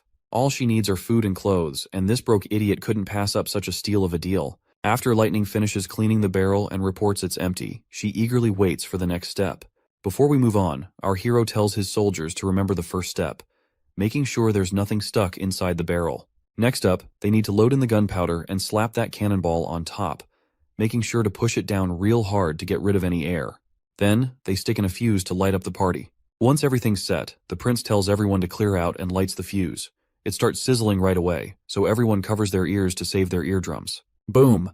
The cannonball goes flying straight at the dummy and punches a hole right through its chest. While the hunter prays to God to see such devastating power, Vanner is also blown away. Even after smashing the dummy, the cannonball keeps going for another 100 meters, proving our mission's a total win. A 12-pound cannon can theoretically reach thousands, so these results are solid for a first shot. The knight respects the weapon's power, but worries it's too heavy to lug around. Cleaning, loading, and carting cannonballs and gunpowder is a hassle.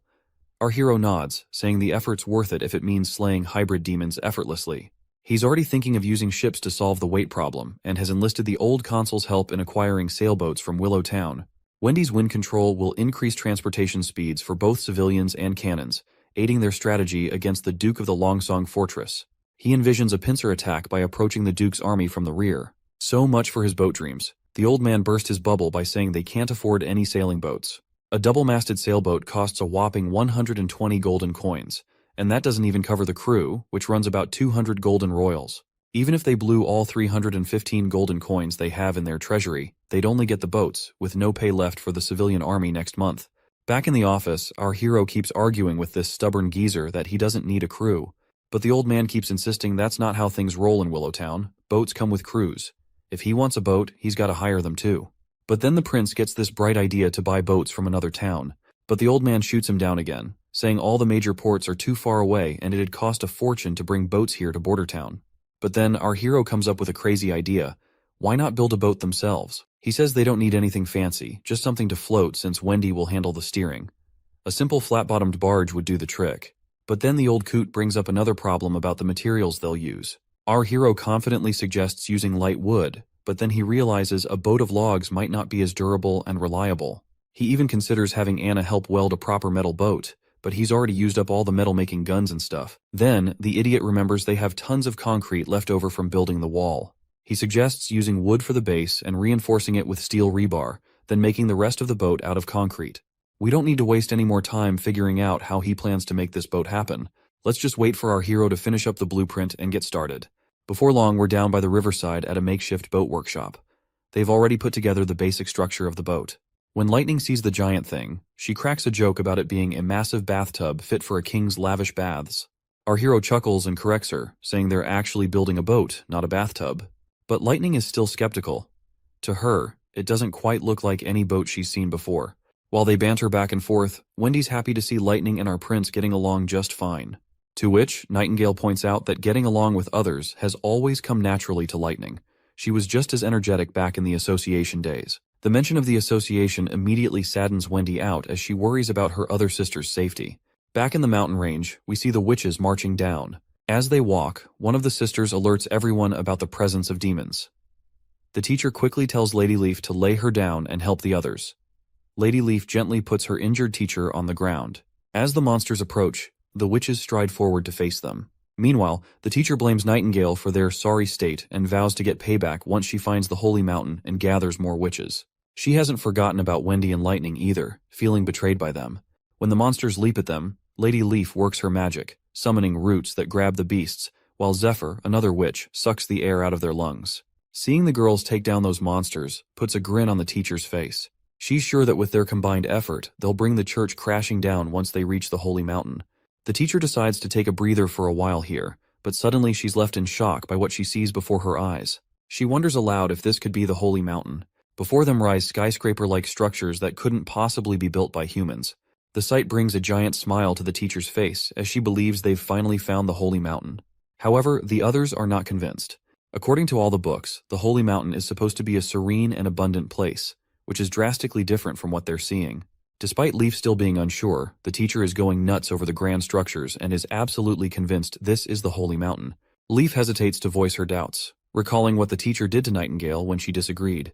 Feeling she has no other choice, Leaf reluctantly starts walking forward. She's certain that if they don't explore further, the teacher will never rest. As they're walking, one of the witches suddenly drops dead. Lady Leaf tries to pause to mourn her friend, but the teacher snaps at her to keep moving forward, warning that stopping could mean their own death at nightfall. Leaf starts crying, torn between grief and the teacher's urgent commands. The teacher insists that lingering here would only invite demon attacks. They continue on, but then another witch realizes the supposed mountain they were aiming for has vanished. This sight shocks the teacher, who, let's face it, acts more like a tyrant than a caring leader. The teacher sinks into despair, recalling a city that's like an unreachable illusion in the sky, disappearing every time with the sunset. The snake woman declares it was all just an illusion, something she'd heard rumors of typically occurring at sea, but seeing it on land was unheard of. Suddenly, something approaches them, confirmed by another witch to be 3 demons once again. But this time, it becomes clear this new threat is not just a regular demon. This mysterious entity attacks one of the witches with some weapon, leaving Leaf frozen in place as her friend is struck down, a long spear piercing her chest in an instant. Leaf stares at where the spear came from with disbelief. Before them stand hybrid creatures, riding demonic beasts. Looking at their ripped bodies, it's no wonder they took down the girl with just one blow. One of the witches immediately uses her abilities to turn the ground into a swamp, but the creatures effortlessly leap from their mounts and land right in front of the women. One monster swings its hand, smashing a witch with brutal force, splattering blood everywhere, leaving the sisters absolutely terrified out of their minds. The beasts then turn towards the remaining sisters, who stand petrified and trembling in their boots. Suddenly, another monster fixates on a redhead among them. Her face pales as the creature approaches, its grotesque tongue-like appendage dangling from its mouth, which is a far cry from any normal tongue. Before the beast can reach her, it's struck by a fireball. Though it annoys the creature more than hurts it, the redhead grabs the hand of the traumatized orange-haired witch and urges her to run. But the orange-haired witch is so shaken that she's forgotten how to move. Another witch decides to confront and pulls out her puny bow, which, let's be real, looks like a toy, and she's brutally kicked by the monster right in the chest. She goes flying and sprawls on the ground, and it wouldn't be surprising if she died from that single blow. Despite seeing her friends drop like bugs, Wendy uses her root magic once again to try and immobilize one of the monsters, wrapping it from head to toe. The snake lady sends her snake to crawl around the beast, and together they bring the formidable creature to its knees. Wendy urges everyone to run while she keeps the monster restrained. Meanwhile, the other monster immediately retrieves a spear from its back. As it tries to throw the spear, its feet sink into the swampy ground. However, the monster manages to throw the spear with incredible speed, leaving only a trail of pink light as it goes straight for its target, leaving nothing but a haze upon impact.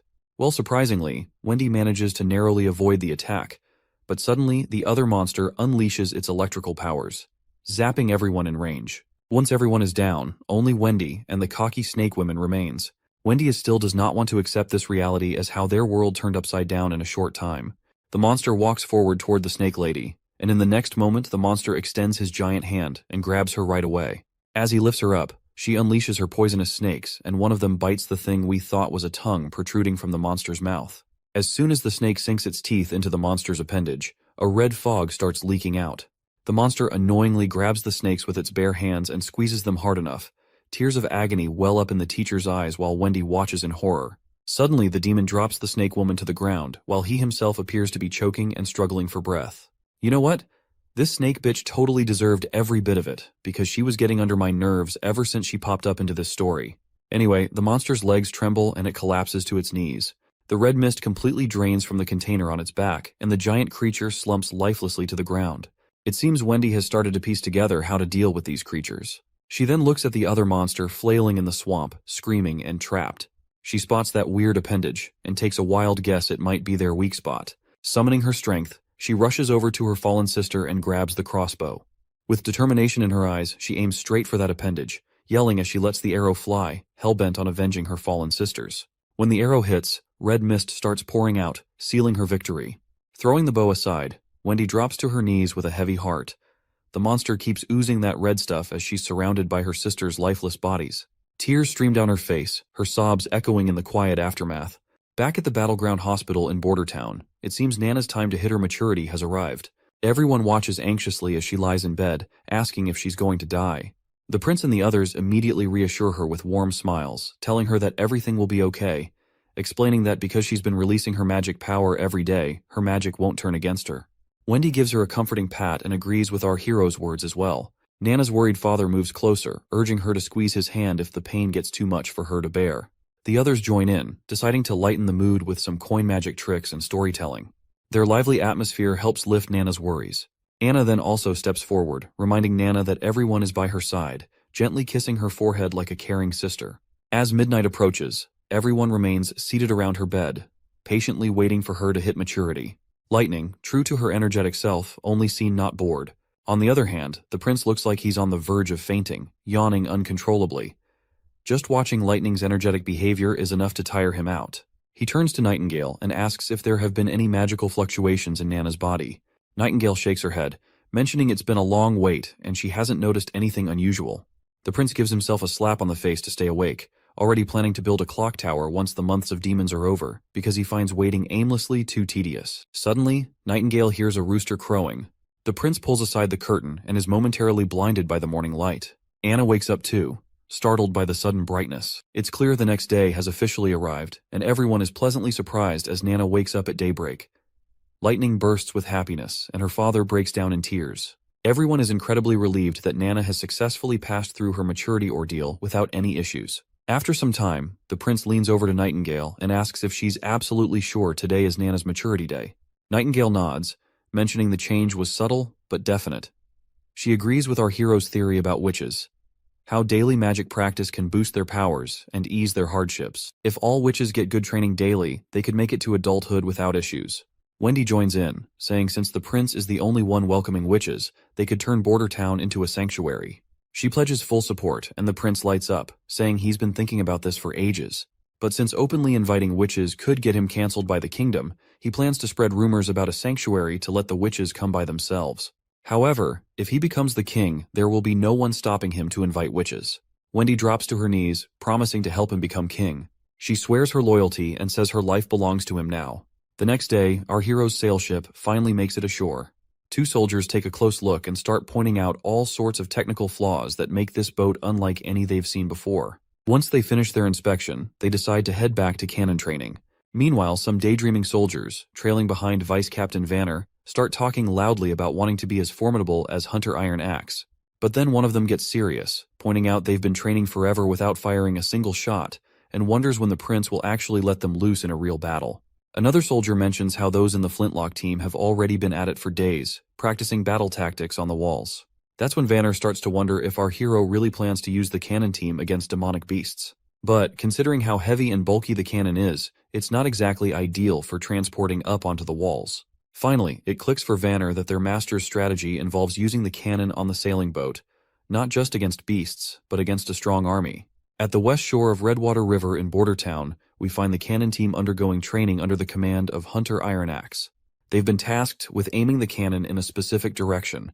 The chief knight remarks on how hardworking the cannon team looks, and our hero agrees, noting that both teams are pushing themselves to earn 5 more silver coins than the others, which fuels their determination to succeed. The prince plans to move operations to Littletown once the soldiers are well trained on the ground.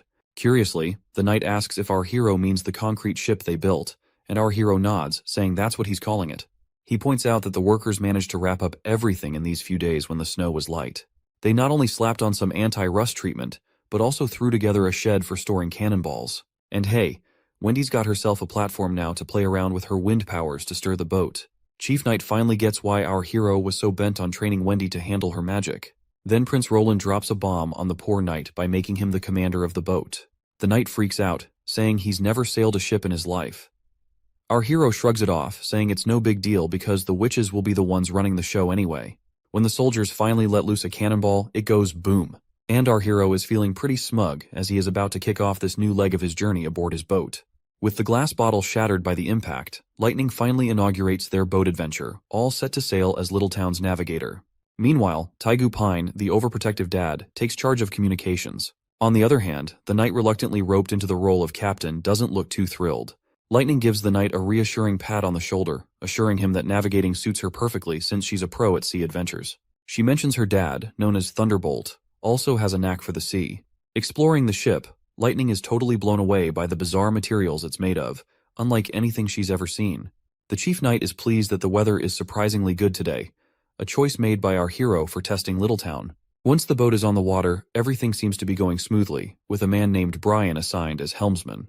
Lightning then tells Brian to turn the rudder fully to the right, and the knight echoes the same command. The tomboy gets curious and asks why the chief knight is repeating her, to which he explains he's following orders from the prince. Meanwhile, Brian is clueless about what he's supposed to do, so Lightning, after facepalming, decides to take charge herself. She goes all out and spins the rudder sharply to the left, leaving the two behind totally terrified. After her little adventure, Lightning marvels at how our hero has paid attention to details that even someone with years of sea experience like herself might miss. Lightning then tells Wendy to crank up the wind, since she has been assigned a role as movement power support. Before she got this title, our hero had pushed Wendy to master her magic, which she hadn't really bothered with before getting to Border Town. After some serious effort, her early attempts were only enough to blow dry some pieces of meat, but she matured slowly. And now, armed with those lessons, Wendy channels her magic and gives the boat a solid shove, sending it sailing above the water effortlessly. Lightning and the knight are pumped to see the boat moving, while this father gets all deep philosopher, pointing out how our hero turned rocks into boats and made them float. At this point, he's starting to believe there's nothing our hero can't pull off in this world.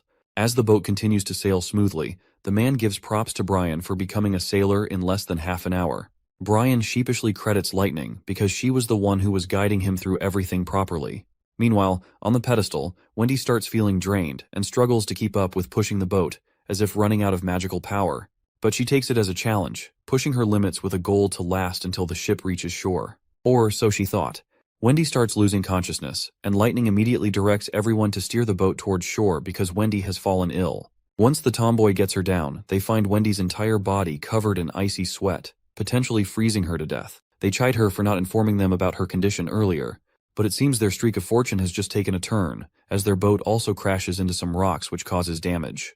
The captain bellows orders, directing Lady Lightning to escort Lady Wendy back to the castle while commanding the others to stay and gather the sails. As Lightning immediately departs with Wendy, the captain of the damaged ship is visibly disheartened. He reflects that while their test of Littletown was not a failure, it hasn't quite been a success either. At least they've identified two critical issues to address: keeping Lady Wendy warm on the pedestal and making the boat shockproof. Meanwhile, back in town, a carriage travels down a desolate road. The driver of this carriage is a one-legged man, and inside the carriage a priest can be seen beating the shit out of this little girl. And this girl is apparently not alone in this carriage. The carriage driver couldn't help but feel sorry for the girls, even though the man inside the carriage seemed to be their only lifeline. Without him, these girls would have likely frozen on the streets. When the man steps out of the carriage, the driver asks if they are all orphans from Wolfheart Kingdom. The priest nods, explaining that churches in the kingdom take in children when food and clothing are scarce. And since church ends up taking tenfold kids nowadays, the priest is glad that they have a driver someone like him to rely on. Grateful for the well-paying job, the driver appreciates earning 20 silvers to transport these orphans. And since he does not have one of his legs, driving the carriage just suits him perfectly. Little does the driver know, these girls aren't ordinary orphans, they are witches. That's why the priest pays him so generously. But the priest doesn't disclose this detail, just urging the driver to keep going without questions and promising payment upon arrival. Once they stop at a hotel to grab some food, the priest tells a woman that he's brought some tender kids for her to take care of. While that awful man parades those girls around like merchandise, the carriage driver can't bear to watch his client exploit them for a quick buck. He closes the curtains, unable to stomach the sight of their humiliation. The scene shifts to Archbishop Maine descending into a vast underground chamber once again. He marvels at the sight, acknowledging that no matter how many times he visits, the grandeur of the dome never fails to take his breath away.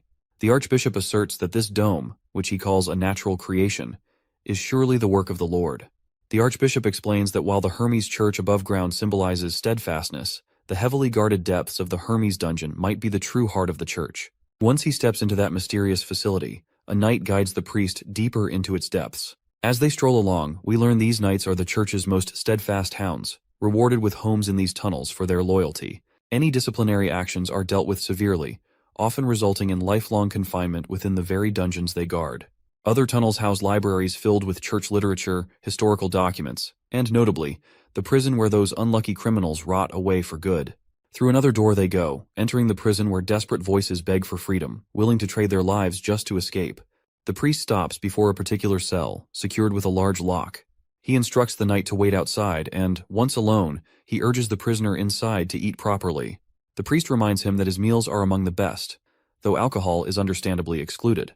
Well, the man in the prison is apparently the King Wimbledon, and he questions if the priest would even have anything to eat in a place like this, while lamenting 6 months of isolation without any news of his son and daughter. The priest appears reluctant to disclose anything, but finally shares the grim news under the king's pressure. Gerald Wimbledon, the king's first son, was executed on Timothy's orders for regicide. The third prince, Garcia, has declared herself Queen of Clearwater, setting the stage for an inevitable clash with Timothy. As for our hero and the fifth princess, they are alive, but there are no significant updates to report. The old man is completely shocked by the news about his first son.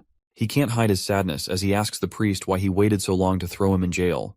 King Wimbledon then reveals that the priest used a witch to create a body double of him to get rid of his first son. He acknowledges the church's growing influence across the kingdom, but demands to know why the priest is causing his beloved children to fight each other through royal decrees. He makes it clear that he would never have allowed such strife among his kids. The priest responds by saying that his children are now adults making their own decisions. He points out that his daughter, Garcia Wimbledon, took over Clearwater Port 5 years ago and wouldn't sit back while her brothers fought for the throne. Furthermore, he emphasizes that the church couldn't afford to waste time and had to remove the King Wimbledon to firmly establish their control over the kingdom. The priest declares that the continent will no longer be divided among the 4 great countries which are Dawn, Wolfheart, Everwinter, and Greycastle. Instead, it will unite as one land under the church's rule and governance. The old man, looking defeated as hell, drops to his knees, blood's dribbling from his mouth, but he still manages to spit out that he'll be waiting for the priest in hell.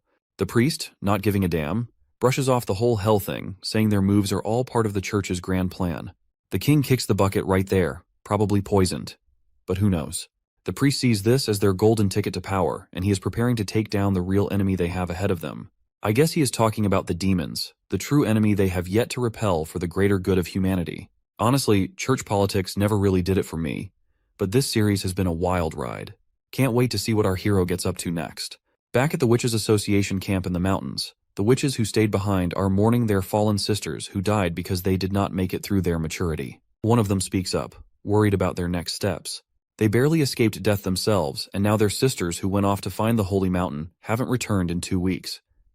Their food is also running low, which is only adding to their anxiety. Suddenly, they hear footsteps approaching. It's Lady Leaf. She enters the tunnels and drops to her knees, completely exhausted, and her face eventually meets the floor. Rewinding a bit in time, we find Lady Leaf walking a desolate path, her face pale from the harsh weather and hunger gnawing at her belly. Suddenly, her maturity hits hard while on this desolate journey. Just as she's grappling with this personal battle, a monstrous figure appears right behind her. Startled, she turns and begs for help, only to snap awake abruptly from her nightmare. As she sits up, Hummingbird tells her she's been out cold for 2 whole days. The other witches gather around, looking worried. One of them apologizes for discussing serious stuff right after she's woken up, but the sister insists they've already hashed it out. If Kara doesn't come back, Leaf will have to step up as the teacher to keep the association from falling apart after the recent losses. Without a second thought, Lady Leaf decides she's going to find Nightingale. This bombshell leaves everyone stunned. They're hesitant to believe Nightingale's tale about Border Town, unsure if they can really trust her. Lady Leaf then reassures everyone that they can find a safe place to rest, while she assesses the situation first at the Border Town. She instructs the purple-haired witch to take the role of teacher if she doesn't return, citing her experience as a former member of association. She places her faith in their hands, emphasizing that if Nightingale's information is accurate, Border Town will become their new holy mountain, potentially ending the need for their current association. Meanwhile, back in town, our party confronts some monsters. When one of the creatures vaults over the wall, Vanner thrusts his spear into its belly. However, as he tries to lift the monster, the spear snaps in half, causing the creature to crash back to the ground. The vice captain quickly orders the muskets to be prepared, and they promptly follow his command, shooting down the monsters without delay. One of the soldiers offers a spear to the vice captain, who is surprised to see a young boy named Claw there. Claw explains that he goes wherever he's needed to help. As the monsters lie defeated on the ground, the captain acknowledges that while they don't pose a significant threat, they must remain vigilant. He expresses his thrill that ever since our hero took charge of Border Town, they've been able to repel these terrifying monsters. Previously, it was only possible with the help of Longsong Fortress, but now even the town's commoners can fight thanks to our hero's leadership. He notes our hero's consistent presence on the mountain during times of danger, standing alongside ordinary soldiers. Suddenly, a hybrid monster appears, and a soldier promptly reports it as a winged lion hybrid. Lightning eagerly steps up to take on the monster, but our hero advises him not to rush. They stick to the plan. Lightning will act as bait to draw the demon's attention while ensuring she stays at a certain height. The monster lands on the wall's surface, and Lightning, brimming with confidence, decides to go for it, assuring everyone he won't disappoint. The prince officially initiates the hunt, but Lightning's confidence is momentarily shaken when he remarks that our hero's determined roar sounded more like a whimpering dog. After blurting out this unexpected comment, Lightning vanishes, leaving our hero unsure how to respond. He even asks the other ladies if he sounded that weird, and they reluctantly agree. The prince tells the ladies to stick to the plan and stay safe, and they nod in agreement. With a smile, the prince looks up at the sky, pleased to see everything going according to plan. Meanwhile, the monster is getting increasingly annoyed as our mischievous tomboy keeps pelting it with pebbles. She eggs the monster on, and it roars back at her. She dashes around it, teasing and taunting like she's playing tag with a giant cat. The monster gets frustrated and smashes the ground with a mighty blow, but Lightning is still enjoying the game. As the monster continues to chase her, Nightingale rushes through her dimensional space, because Lightning has successfully lured the monster into the town square. She tells Anna that even in her hidden dimension, the monster can still sense them with its sharp senses. So she advises Anna to approach cautiously with her fire, which has a radius of 5 meters, emphasizing they only have one shot to take down the beast, and they can't afford any slip-ups. Meanwhile, Lightning's still playing tag with the lion, making it increasingly ticked off with her relentless pursuit. When the ladies spot their chance, Anna gets down to business. Once the lion's in her sights, they pop back from that dimension. Anne immediately unleashes her green fiery powers, hitting the monster with screeching hot flames so intense that even Nightingale feels the heat from across the way. Lightning also boasts about her fire, which could even melt the steel, so roasting a monster alive is not a big deal for her. Once the monster is incinerated into ashes, The prince is kinda glad to see that Anna didn't even need help to defeat the monster. Suddenly, the other monsters start retreating, leaving everyone puzzled as to why they are withdrawing. Our hero catches sight of something unexpected, and looks up with astonishment on his face. He sees the gloomy clouds clearing from the sky and sunshine forcefully making its way through it, indicating that the months of demons have ended. News quickly spreads that the months of demons have finally ended, and everyone basks in this moment of triumph. Our hero gathers everyone together, and as he starts his speech, the crowd of townsfolk and soldiers gets all hyped up, cheering about how nobody went hungry this winter under our prince's watch. The prince acknowledges that the months of demons are behind them now, and Bordertown has come out on top with few casualties, all thanks to the gutsy civilian army. He contrasts this with how Longsong Fortress used to threaten them with starvation and cold, but today's victory proves that Bordertown can stand tall on its own.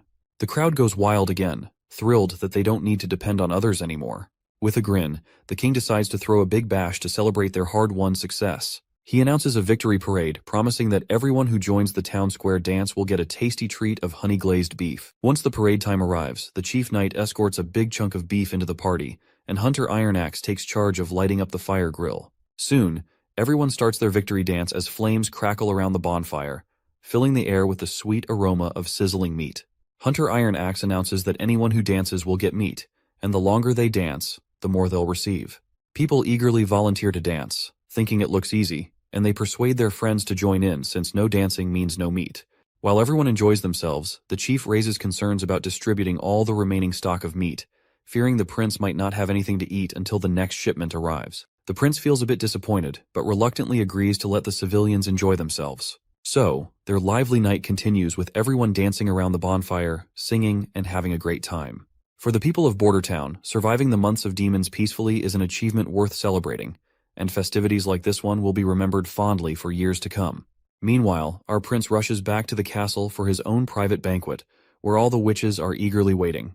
As soon as the prince arrives, Lightning decides to start the feast officially. Anna roasts sweet chickens with her fiery magic, cooking them to perfection and leaving Nana drooling over the delicious aroma.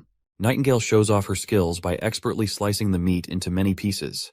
Meanwhile, the tomboy and Nana are having the time of their lives, because having an outdoor barbecue party is the best thing they can wish for in their lives. Our hero is also having a great time, especially seeing everyone so happy. He believes they deserve this kind of luxurious treatment, thinking that people with such incredible abilities shouldn't be treated any less. Suddenly, the boy finds himself getting a sweet smooch from Lightning, right on his face. Nightingale and Anna are absolutely blown away by this unexpected move, and our hero's reaction is just as stunned. When the tomboy is asked about this abrupt kiss, she points out that women may kiss the territory ruler during celebrations, and it's a tradition. Meanwhile, Nightingale feels annoyed and a bit jealous, while Wendy clearly sees the tension. As the prince and Lightning go back and forth, we see Anna feeling a little down, probably because she wanted to kiss the prince too. Once midnight strikes, our hero feels dizzy from too much drinking. Suddenly, his dizzy mind perks up when he spots Anna in the distance. She gets really close, and our hero blushes. Right away, he starts explaining himself, saying the smooch with the tomboy was just an accident, to which Anna agrees. The prince further clarifies that Lightning is young, and he didn't look at her that way. Anna agrees once more. Anna then gathers her courage, and admits she was waiting for them to be alone, because she's not as bold as Lightning. As they get closer, just inches apart, Anna gives him a gentle kiss on the cheek. Meanwhile, Wendy's holed up in her room, buried in a book. She's totally baffled by how these books about the church's origins skip any mention of gods and just slap the title, Pope, on everyone. It's all a bit too much for her to wrap her head around. Just as she's mulling it over, Nightingale breezes in, catching Wendy mid-brainstorm. Wendy snaps the book shut, instantly lighting up to see her friend there. Wendy mentions how Lightning had gone to sleep while calling for Daddy, like a child. Nightingale chuckles and takes the book from Wendy's hand, reminding her that reading late at night could strain her eyes, especially in poor light. Suddenly, Wendy catches Nightingale off guard, asking if she's troubled by thoughts of the kiss Lightning gave our hero. Nightingale blushes and denies it, but Wendy presses her, telling her not to lie. Reluctantly, Nightingale clenches her teeth and admits the kiss is bothering her. Meanwhile, Wendy reassures Nightingale that Roland Wimbledon is the fourth prince of the kingdom, and their mission is to help him seize the throne and become the king of Grey Castle. She's confident he'll protect the witches under his rule and, when the time comes, marry a princess or a duke's daughter to secure the next generation. Wendy explains that as witches, they can't have children. It's a limitation granted by the heavens in exchange for their powers, and she hopes Nightingale understands this. Outside, as the party winds down, the townsfolk are busy with cleaning duties. They're already nostalgic for the months of demons, thanks to our hero who made their days unforgettable with his inventions and victories. They're also curious about what the artillery division will do now that the demons are gone. Vanner assures them they'll find out tomorrow. The next morning begins with the sound of horns, gathering all the soldiers for an announcement from our hero. Iron Axe informs them that since they've successfully protected Bordertown from the demons, every member of the civilian army is now a private soldier under Prince Roland. However, he gives them the option to leave if they wish not to continue. A knight asks if being in the private army means they'll become knights. Hunter Iron Axe clarifies that a private army is a professional military force dedicated to protecting Prince Roland and his territory. They'll undergo year-round training focused on battle readiness, stricter discipline, and will receive higher salaries. The soldiers aren't totally sold on the better pay part, so Iron Axe lays it out. There's going to be a military ladder in this private army. With those who achieve outstanding results in battle will be promoted. Military officers will receive higher salaries and even land of their own. That news fires up the troops, who are now all about this new challenge and the rewards that come with it. But Iron Axe sternly reminds the excited crew that being members of the private army means their conduct must be far more disciplined than before. He emphasizes that any deviation from the code of conduct will result in severe consequences, such as forced labor or even execution. The squad members visibly tense up at the stern warning, and Iron Axe challenges them to reconsider their commitment if they have doubts. Despite the harsh conditions, Vanner remains steadfast in his determination to keep serving our hero, Roland, no matter what challenges arise. Seeing no one willing to leave the private army, Iron Axe raises his voice again with the authority of a seasoned captain, reminding them that they are now Prince Roland's private army. He declares that their training and conditioning will begin immediately, establishing a tone of strict discipline from this point forward. Back in the castle, Lightning reports to Prince Roland about the plans for the private army. She explained that due to the lingering snow outside the city, the soldiers will be crawling more than running during their 4-mile daily routine. While Lightning admires the new blueprints our hero has recently drawn up, the prince himself is deep in thought, contemplating the daunting task ahead of him, creating the army's structure from scratch, including regulations, rewards, and penalties. The sheer magnitude of the task gives him a major headache, considering he played military chess in his youth, but has since forgotten much of it. He's determined to innovate and do something unprecedented in this world and time. As they examine the blueprints, the word bayonet catches their attention. Before they can delve further into their discussion, a knock on the door interrupts them. With both witches vanishing into thin air, our hero grants permission for the visitor to enter. The old custodian surprises us once again by reporting that there's an aristocrat named Chris who wishes to meet our hero. Chris had left during the months of demons and has now returned, visibly upset because his house was demolished due to the construction of the walls. When our hero confronts Chris, the noble sternly demands answers about why the prince allowed his house to be taken down. He emphasizes how he spent a substantial amount, 150 golden coins, to build that magnificent mansion. Our hero bluntly asks if Chris is referring to the westernmost house in Bordertown, to which Chris confirms. The prince apologizes, explaining that it was necessary because the house was too close to the wall and obstructed troop movements. However, he reassures Chris that the city will reimburse him for his loss. The greedy noble immediately perks up and asks how much he'll be getting. Our hero points out 20 golden royals, but this greedy guy isn't satisfied with such a small amount. Eventually, he agrees and asks where he can collect his money. The prince then reminds him that the sum has already been transferred to the property's rightful owner. The noble gets agitated and slams his hand on the desk, insisting he is the rightful owner of the property. Our hero cunningly points out that if the property truly belonged to him, why hadn't he been there even once during the months of demons? The noble explains that he had stayed at Longsong Fortress because he didn't want to die in Bordertown. That is when the prince sees his opening, and questions whether this fat cat is implying he deserted his ruler out of fear of the demons. As the chief knight strides over, he claps the noble on the shoulder with a fierce look, letting him know that admitting his mistake about the house ownership can make this whole thing just a misunderstanding. He warns the noble that he can leave quietly to avoid any trouble, but if he does not leave, he will be charged for the act of treason and will be executed right away. The noble starts sweating bullets, finally owning up to his blunder and admitting the house isn't his. Our hero plays it cool, casually telling him it's all good and he can head out without any fuss. Before the noble scurries off back to Longsong, our hero tosses a message with him to carry. If any other nobles want to dodge treason charges, they better think twice about returning to town. It sounds like the noble is seething with frustration as he vents his anger by punching a nearby tree. He's convinced that once the Longsong Duke takes control of the territory, the prince will have to return, and this fat cat will wait for the moment to gloat over our hero's supposed downfall. As he storms down the road, his fury subsides when he spots a woman covered from head to toe, and the noble is taken aback by her beauty. He's never seen such elegance, not even among some princesses. Watching her stride purposefully toward the castle, he begins to wonder if she might be our hero's wife. Once inside the city, she covers her face again amidst the bustling town, finding herself confused to see the bustling streets, even though the months of demons just ended recently. When she reaches the castle gates, she wonders if Nightingale was truthful about the prince of this town. She hesitates before entering, but then she makes up her mind, thinking she could handle at least 2 guards if it came down to it. The knights at the castle door react sharply at this robe figure, ordering them to back off, as this is not a place for commoners. Lady Leaf remains undeterred, removes her hoodie, revealing her beauty, and boldly identifies herself as a witch. The soldiers exchange bewildered glances, unsure of how to respond. Meanwhile, Lady Leaf nervously swallows her fear and, with determination, requests to meet Nightingale, Nana, or Anna. The both guards take glances at each other, and one of them decides to step inside to report the situation. While seeing those soldiers go, Lady Leaf remains fearful that the soldier might be fetching reinforcements, or perhaps Nightingale had deceived them about the existence of Nana and Anna. With her head down in thought, she suddenly feels warm hugs from both Nightingale and Wendy. Once she realizes that they are her friends, the Lady Leaf is stunned to see both Nightingale and Wendy embracing her, their eyes moist with tears of joy.